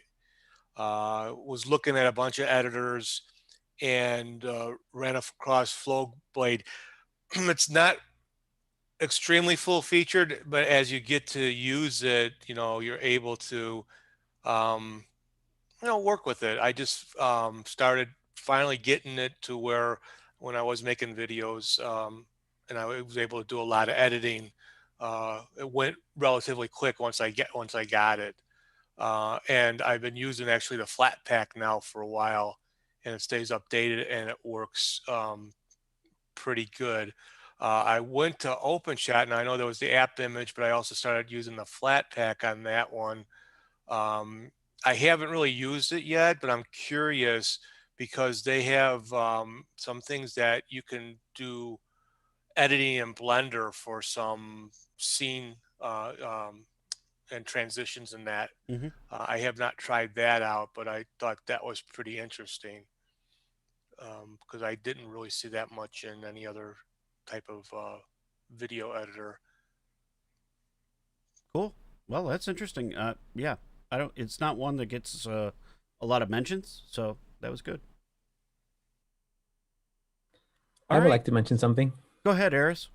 I use Audacity like everybody for audio, and I don't do a lot of video editing, but I have used FFmpeg. Oh, yeah, like well, 3 or 4 times just to do a quick job. Honestly, everybody that does video editing probably is using FFmpeg, but they don't know they're using it because that's kind of the underlying thing on most of the editors. You would have to use that direct in terminal, though, would you, if you're using FFmpeg? I just give it a start time and an end time, and just cuts me the clip.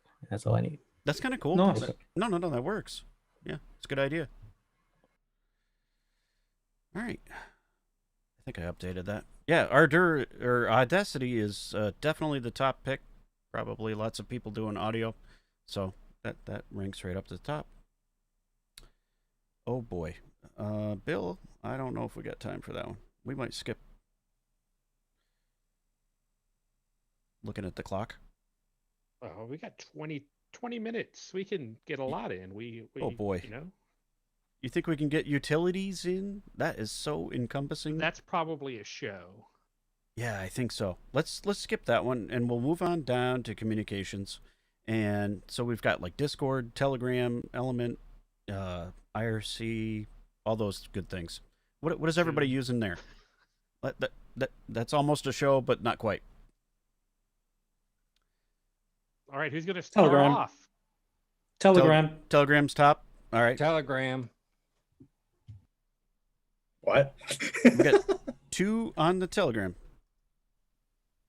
Telegram. Vince says Telegram too. All right. Telegram. 4. We're up 2. Anybody else? So I'm sorry, I was kind of typing and not listening. So That's all good. We're talking about messengers or? Yeah, communications applications. So Discord, Telegram, Element, Slack, Signal, Teams, all those good things. What's your top pick? I know I would be probably half and half for me with Discord and Telegram. Mm-hmm. Signal for me. Oh, interesting. That's on the list, but I will add your vote. Anybody else? You can sign me up for Discord. All right. Discord it is. I think you already signed up, Big Pod. I just use Discord for gaming and Telegram for anything else.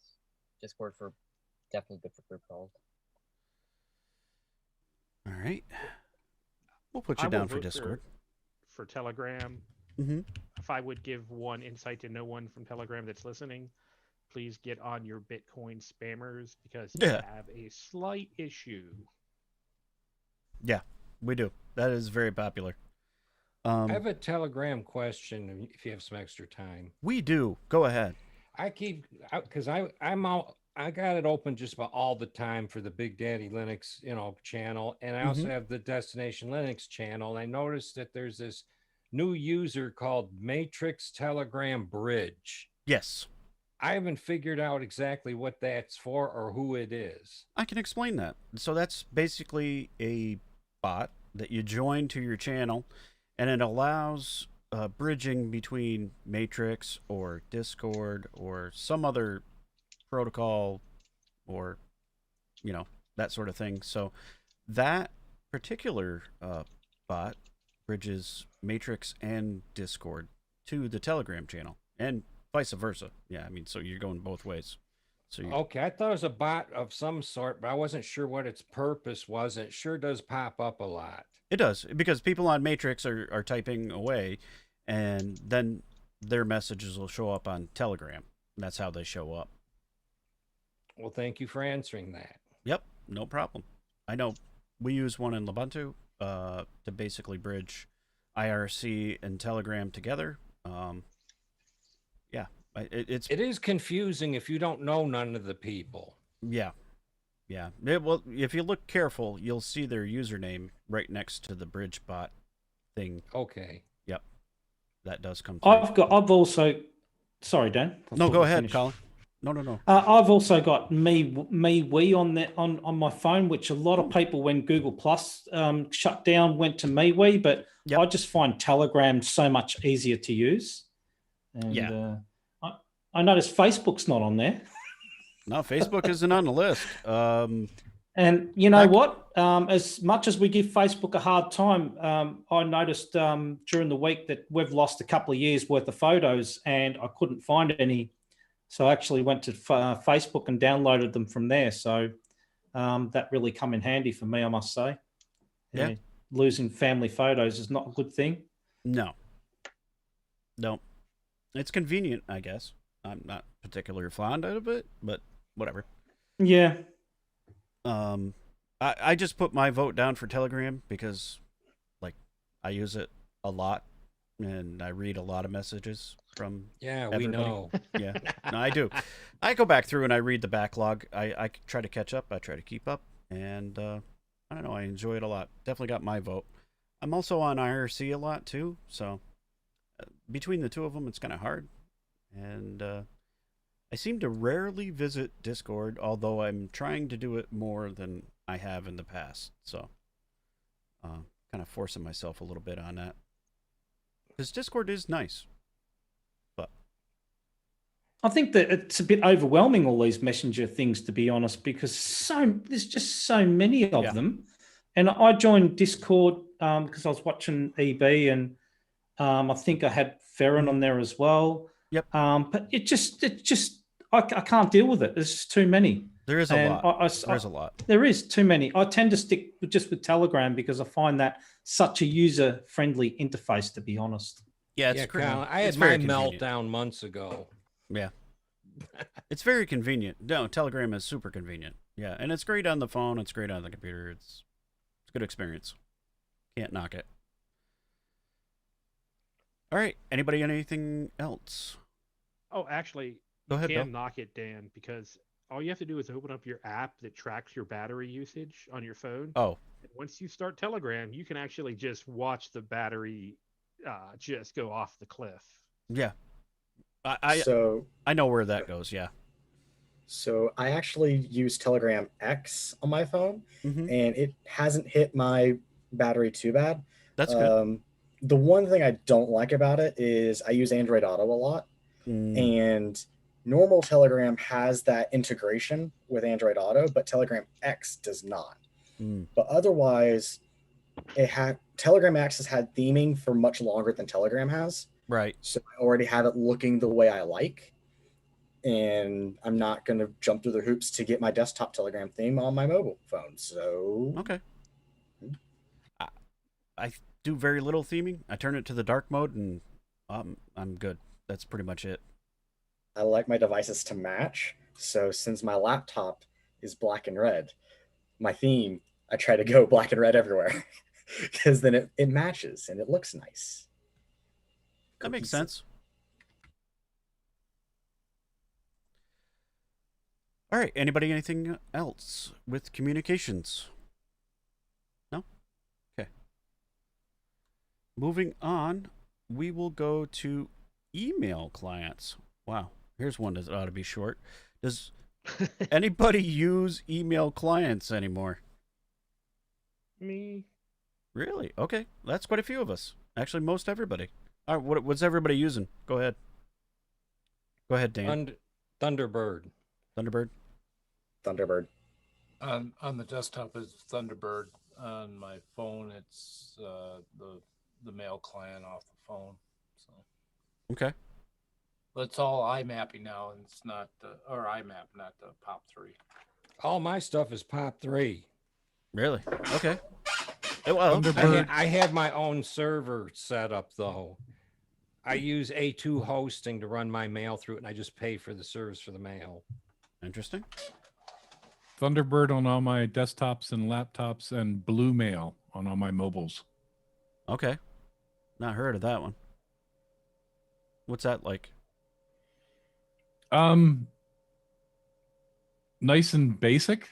Yeah, good. But it's very solid and quick to jump through to the different accounts, because I think I have 8 or 9 accounts set up currently that I check on a regular basis.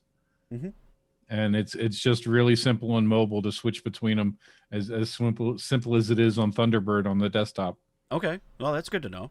Yeah, if you got multiple accounts, that could be an issue. That's my reason for using Thunderbird, is I have 4 or 5 accounts. I just closed one last week. Right. Yeah. Yahoo got all upset because they want safe and secure this. They want you to use their phone app and their client, and I'm like, okay, I'm just gonna. I know what I have on that account. I'm just gonna close it. And I went to everybody and changed my email address. God, you say Yahoo, you make me think of my mom, who's still on AOL. I opened that 12 years ago, and I've been working to get off of it for about 5 years, and I've been monitoring who's been sending what through to it. And I now that I got it down to where, I know I'm not going to get anything important anymore on it. I gave it the boot. Right. I mean, Dan, I think obviously Thunderbird, because of the great email client and the fine wine, has to be the champion. Yep. All right, Vince, go ahead. I was just going to add Thunderbird to the vote as well, because it's cross-client. I use it on Windows, Mac, as well as Linux, of course. It's very versatile. I'll give it that. Mm-hmm. Jinda, go ahead. I was going to go with Thunderbird. I'm not going to agree with Bill, though. I thought it was a better car than it was a wine. Okay. Yeah, sure. It was a good car, actually. Chris, go ahead. Yeah, well, I like Thunderbird, except for I don't like the way it handles the rules. If they come up with or filters, whatever they want to call it, if they came up with a better way to have them run, it seems like I always have to constantly manually run the rules all the time, and it gets a little annoying sometimes. But I'm also thinking of an email client way back in the FidoNet days, if anybody remembers FidoNet, which still exists, but not in the same form. But anyhow, we used an email client on the bulletin board systems called Blue Wave, and which was great because you have Blue Wave log on to the bulletin board, download your mail, and then you could read it offline, set up your replies and stuff like that. And then the next time you logged on to the board, it would automatically send the replies up to the board. That way you didn't have to chew up all your minutes reading mail and stuff like that. And that was actually pretty cool. What I liked about it, had a tagline or a tagline stealer down at the bottom. I always used to have little sayings like "I am Homer," or "Prepare to be as donuts," stuff like that, and it was a lot of fun. Yeah, Colin, go ahead. Thunderbirds, go, Dan. Nice, well played. I Isn't also that Thundercats? Thundercats, ho! I also have on here, if I can have a look, it's called, because I'm running Pop OS with the GNOME desktop, a thing called Bird Tray. Bird Tray, yeah. So it actually, it puts it in the, it integrates it a little better into the system tray. So I find that reasonably handy. So I get my, it hides Thunderbird. You just click it and hide it and click it and show it. Yep. And you still get your notifications up as well. So I find that very handy. Cool. Just in case anybody's looking for something, Thunderbird on that side of the thing. Yep. Bird Tray. Good app, add-on, if you will. Yeah, Thunderbird, probably top on everybody's list. Well, it's been around for so long, and it's like I got emails from 2005 and 6 and stuff like that. And some of my receipts, some of them are things that I got to hang on to. It's just a nice way to store stuff in case you need to view it again. Yep. I don't use a mail app a lot, but for the things that I do need a mail app, I'm using Thunderbird. I typically do most of my stuff on webmail applications. That's kind of my go-to for most everything, because then it's the same experience no matter what device I'm on. It's always the same. I don't have to download an app, theme it, all that nonsense. It's just the same. So webmail is pretty convenient. All right. Thunderbird, top on our list. Anybody have anything else? Email applications? No? Okay. Okay, looking at the clock. All right, so we're 7 minutes out. We could probably get through this last one. Security and password managers. What's everybody using there? I just use gnomes or whatever Cinnamon users prefer. Yeah, that's anybody know the name of that one? I have no idea. I believe it's called Seahorse. Yeah, Seahorse. Seahorse. Yeah. Yep, that's right. Okie dokie. I run a firewall on my router that connects to the internet. Other than that, I have Bitwarden. I paid for it, and I have it on all of my devices. I love and swear by Bitwarden because all of my passwords are now 25 digits long and random. I'll up that game a little bit. I've got mine at 32 characters long. I'm serious. Like, that's my go-to is 32 characters, and they are random. I've run into a couple websites that won't let them go that long. There are some that won't, and I, downscale it a little bit, but pretty much everything's 32. I have 2 passwords that are that long, only because for those 2 I use a suggestion that I heard on a security podcast one time. The first 2 lines of a poem, just all written out. And since they're poems that I wrote, I know nobody's going to be able to hit them by just digging out, online information. If the words are used a lot or used, they could be easily dictionary crackable. Good point.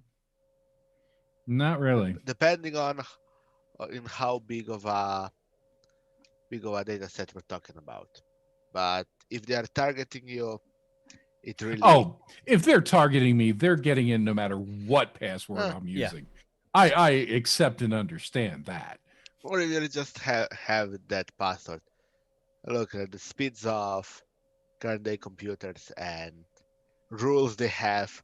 They basically try every word in dictionary if it makes sense.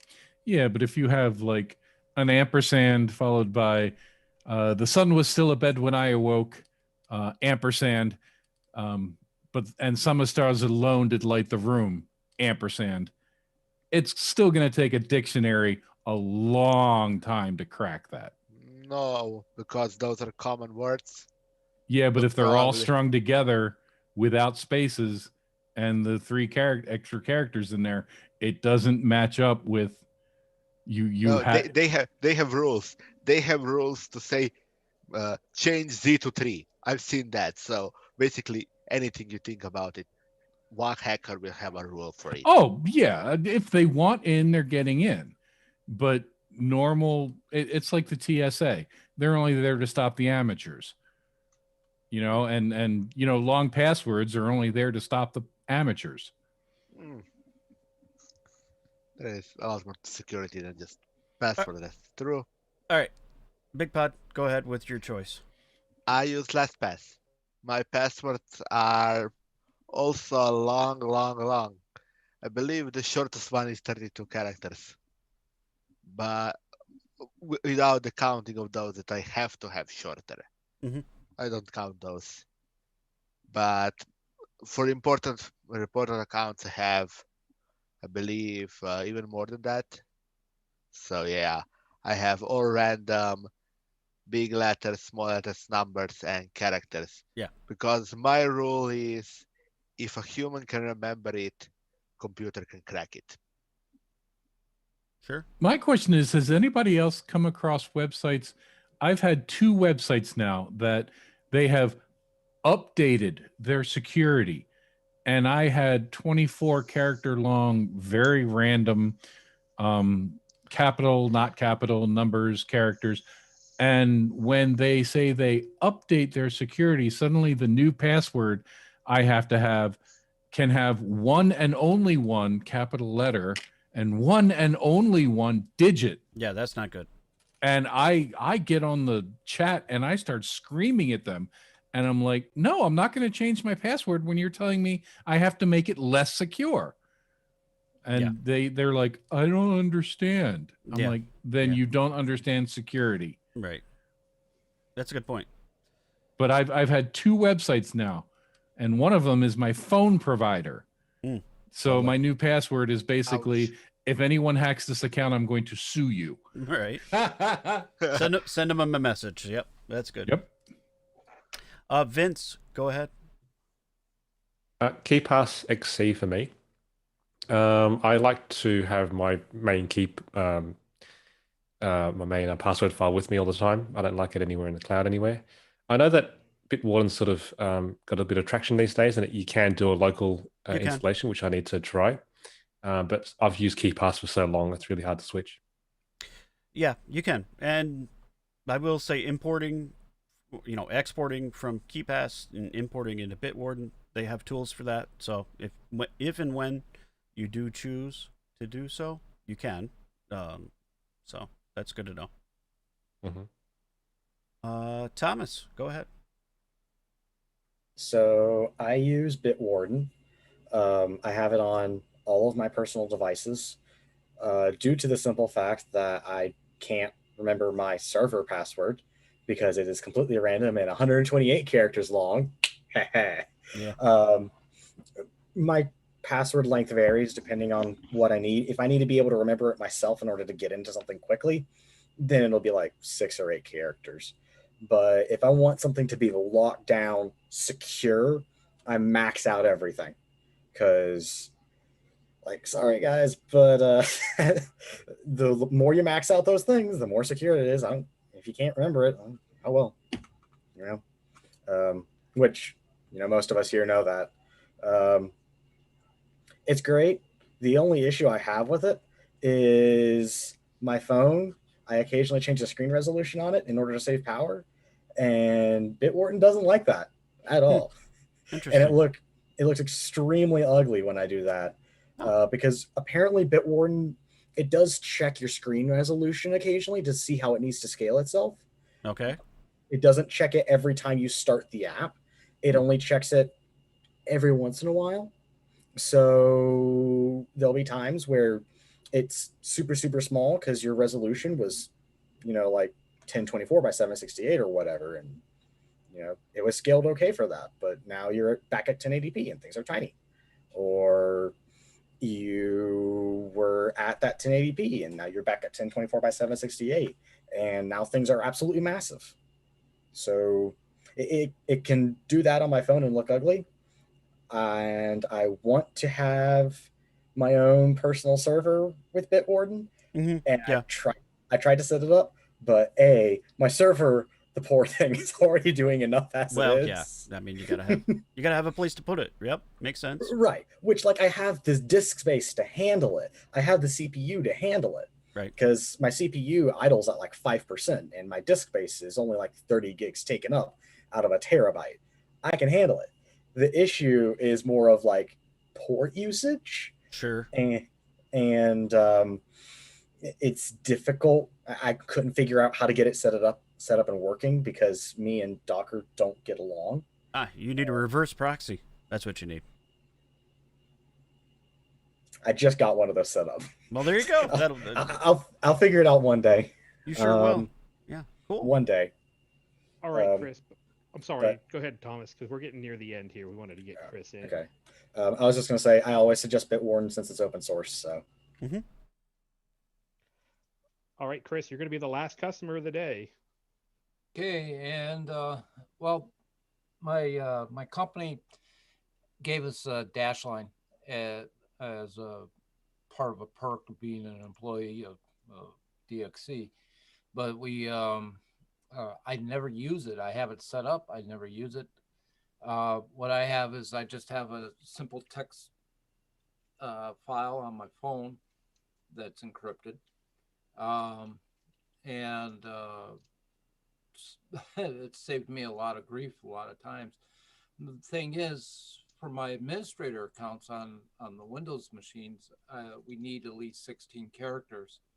And I have to type that in probably close to about 30, 40 times a day because of, like when we're re-imaging computers, or if I log out of a system and log into a different subsystem and stuff like that, I've got to use my administrator password.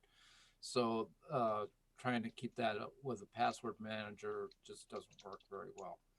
But anyway, I find that the text file is great. When I change my password, I have a whole history of my passwords, so I can see what I've used on various services and stuff like that. The only thing is, the list is getting kind of long, so I have to do the search function for the password I'm looking for. But that's minor. But anyhow, with that, I'll turn it back to you guys since we are over time. No problem. I'm gonna throw my vote down for Bitwarden. Kind of love it a lot. Actually, we're using it at work, and it seems pretty great there as well. So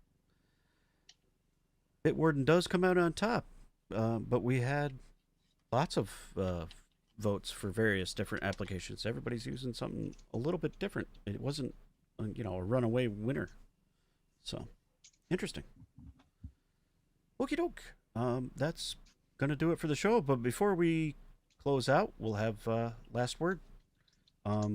Eris, go ahead with the last word. Thank you very much, Dan, for hosting again. Also, Bill, and I'll see you next week. All right, thanks, Eris.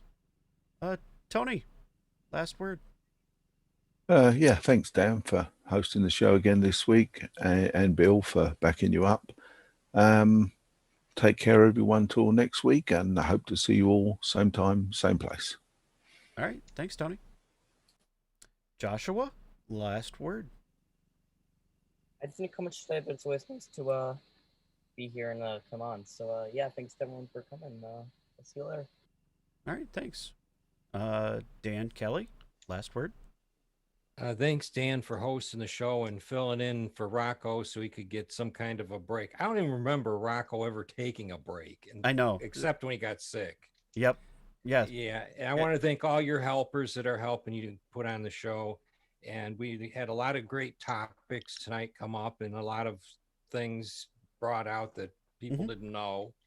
And with that said, yep, it was a good show. Yeah, thanks. And I'm glad Rocco's getting a break, and I really am. Steve, last word. Oh, thank you, Dan and Bill, for hosting for Rocco. We all appreciate it to keep Biddle going. I hope everybody's still staying safe in all this environment, and hopefully I'll see some of you in the morning. Yep, sounds good. Catch Steve's very own 9 o'clock my time, Eastern, on his YouTube channel. Vince, last word. Thank you very much, Dan, Bill. Awesome job. Hey, Dan, I've discovered an awesome podcast. It's called Use Linux in Space or something. Yeah, is it? Yeah. What is it? Linux User Space. No, Linux User Space. That's right. That's it. We're space cadets. If you haven't heard the latest episode, I won't have any spoilers, but Leo drops a bombshell. He sure does. Yep. Colin, go ahead. Last word. Yep. Thanks, Dan and Bill. And I think Aris, is he helping out tonight? I thought he might have been. Yeah. Yep. I threw him in there to help with the Zoom okay. Anyway. Yeah, I thought. Yeah, okay. Thanks, guys. You're doing a great job. And Rocco, hope you're enjoying your break. You deserve it thoroughly. Yeah, great topics tonight. Have a great week. Take care and see you all next week. All right, thanks. Jinder, last word. Thank you, everybody. Thanks, Dan. Thanks, Bill. I'll see you all next week. All right, thanks. Big Pod, last word. Again, congratulations to Bill and to all of you. Use two-factor authentication if you can. Passwords aren't enough nowadays. You need more than one factor. That's why two-factor authentication. And yes, if you're in the enterprise, working enterprise, please try to get multi-factor authentication into the at least most secure parts of the company, because you never know when you're gonna need that. I'll agree. Yep, multi-factor, all the things. Bill, last word. Last word. Thank you, Dan, for filling in for Rocco. You've done awesome. But as people see, when Rocco's not here, craziness happens. I'd like to just, first of all, thank everybody that worked on the Ubuntu 20.10 release that came out on Thursday. And I also want to thank everyone that's been working on the Fedora 33 release, which will go live on Tuesday. Or at least it's scheduled to, yeah. Scheduled. I believe it had the vote that it got the vote of confidence. Yeah, I think so. And I wanted to throw in something that people don't see every day. Configured the way I want it. Right before 2010 was supposed to launch, a bug was found, and the release team went all out to fix it, and it was a usability issue. It really affected a lot of Mate users, something that we try to push, but they went all out to get it fixed for everybody. They did. And there is a lot of work that goes into all these distros, and I appreciate everyone that works on them. Sorry, that was a lot of time. No, that's great, Bill. Appreciate your comments. Dave, last word. Since Colin fell down on the job, I'll pick up the slack. Thank you, Dan and Co, for all you did tonight.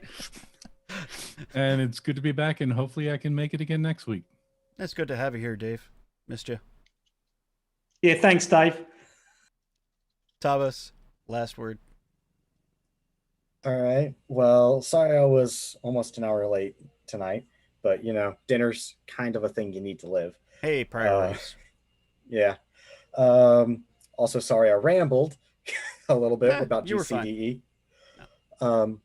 If anybody wants to contribute to that or see where it's at and see what I got going, I'm getting ready to put the link in both the Zoom and YouTube chats. So go check it out. There aren't any screenshots yet, but hey, you could build it on your system and try it out. Currently only builds for Debian. There is an RPM coming in the future. Just give me some time. And other than that, thanks for everyone who worked on doing this week, and keep up the good work. Peace. Thanks, Thomas. Chris, last word. Oh, good to see that the place is still up and running, and thank you for stepping in for Rocco, and hope Rocco gets better soon and gets much needed rest and relaxation. And one last word on security. With password security, if you have restrictions on how or what the complexity rules are, you defeat the purpose of having a complex password. So let them have random characters in there. Anyway, with that, we'll say good evening to all. Thanks, Chris. KB8 ILD, are you there? Yeah, finally. Last word. Go ahead. It's been a great show. Thank you for stepping in for Rocco, and I'll see you guys in a few months because I'm going on second shift here. So. Oh, well, sorry to hear that, but best wishes to you. And as mentioned, Linux User Space had a new episode Monday. Check that out. That was pretty great. Yeah, Ubuntu, 2010 just released. Check it out with all the flavors. And I think that wraps it up for the show. Thanks everybody for watching. Thank you for being here, part of Zoom, and long live Linux. Night, everybody. Good night, everyone. Good night. See Good ya. night. Bye. Hasta la vista.